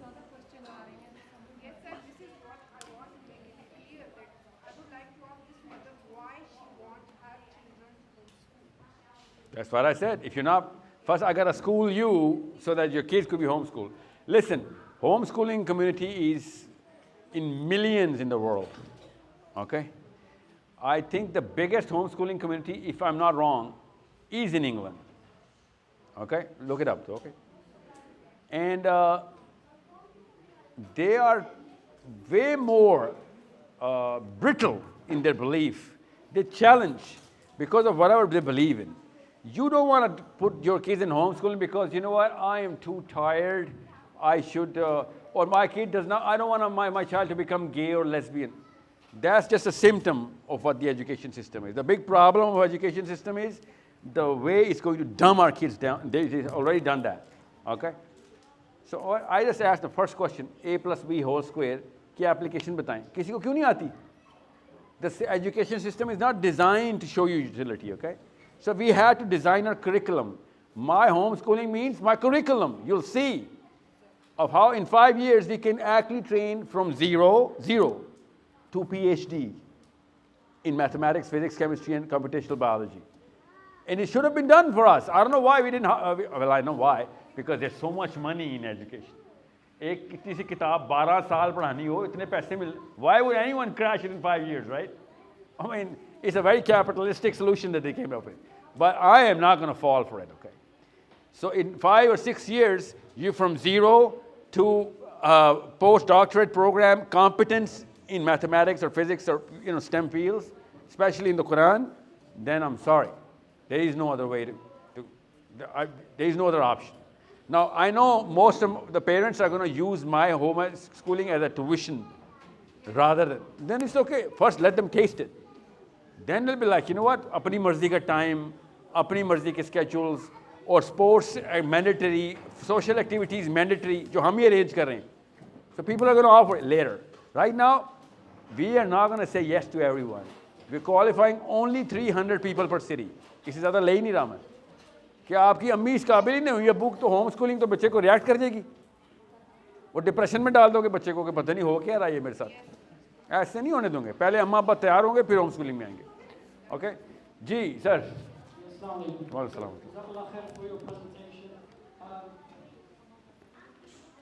I'm supportive of your general thrust and what you're trying to achieve.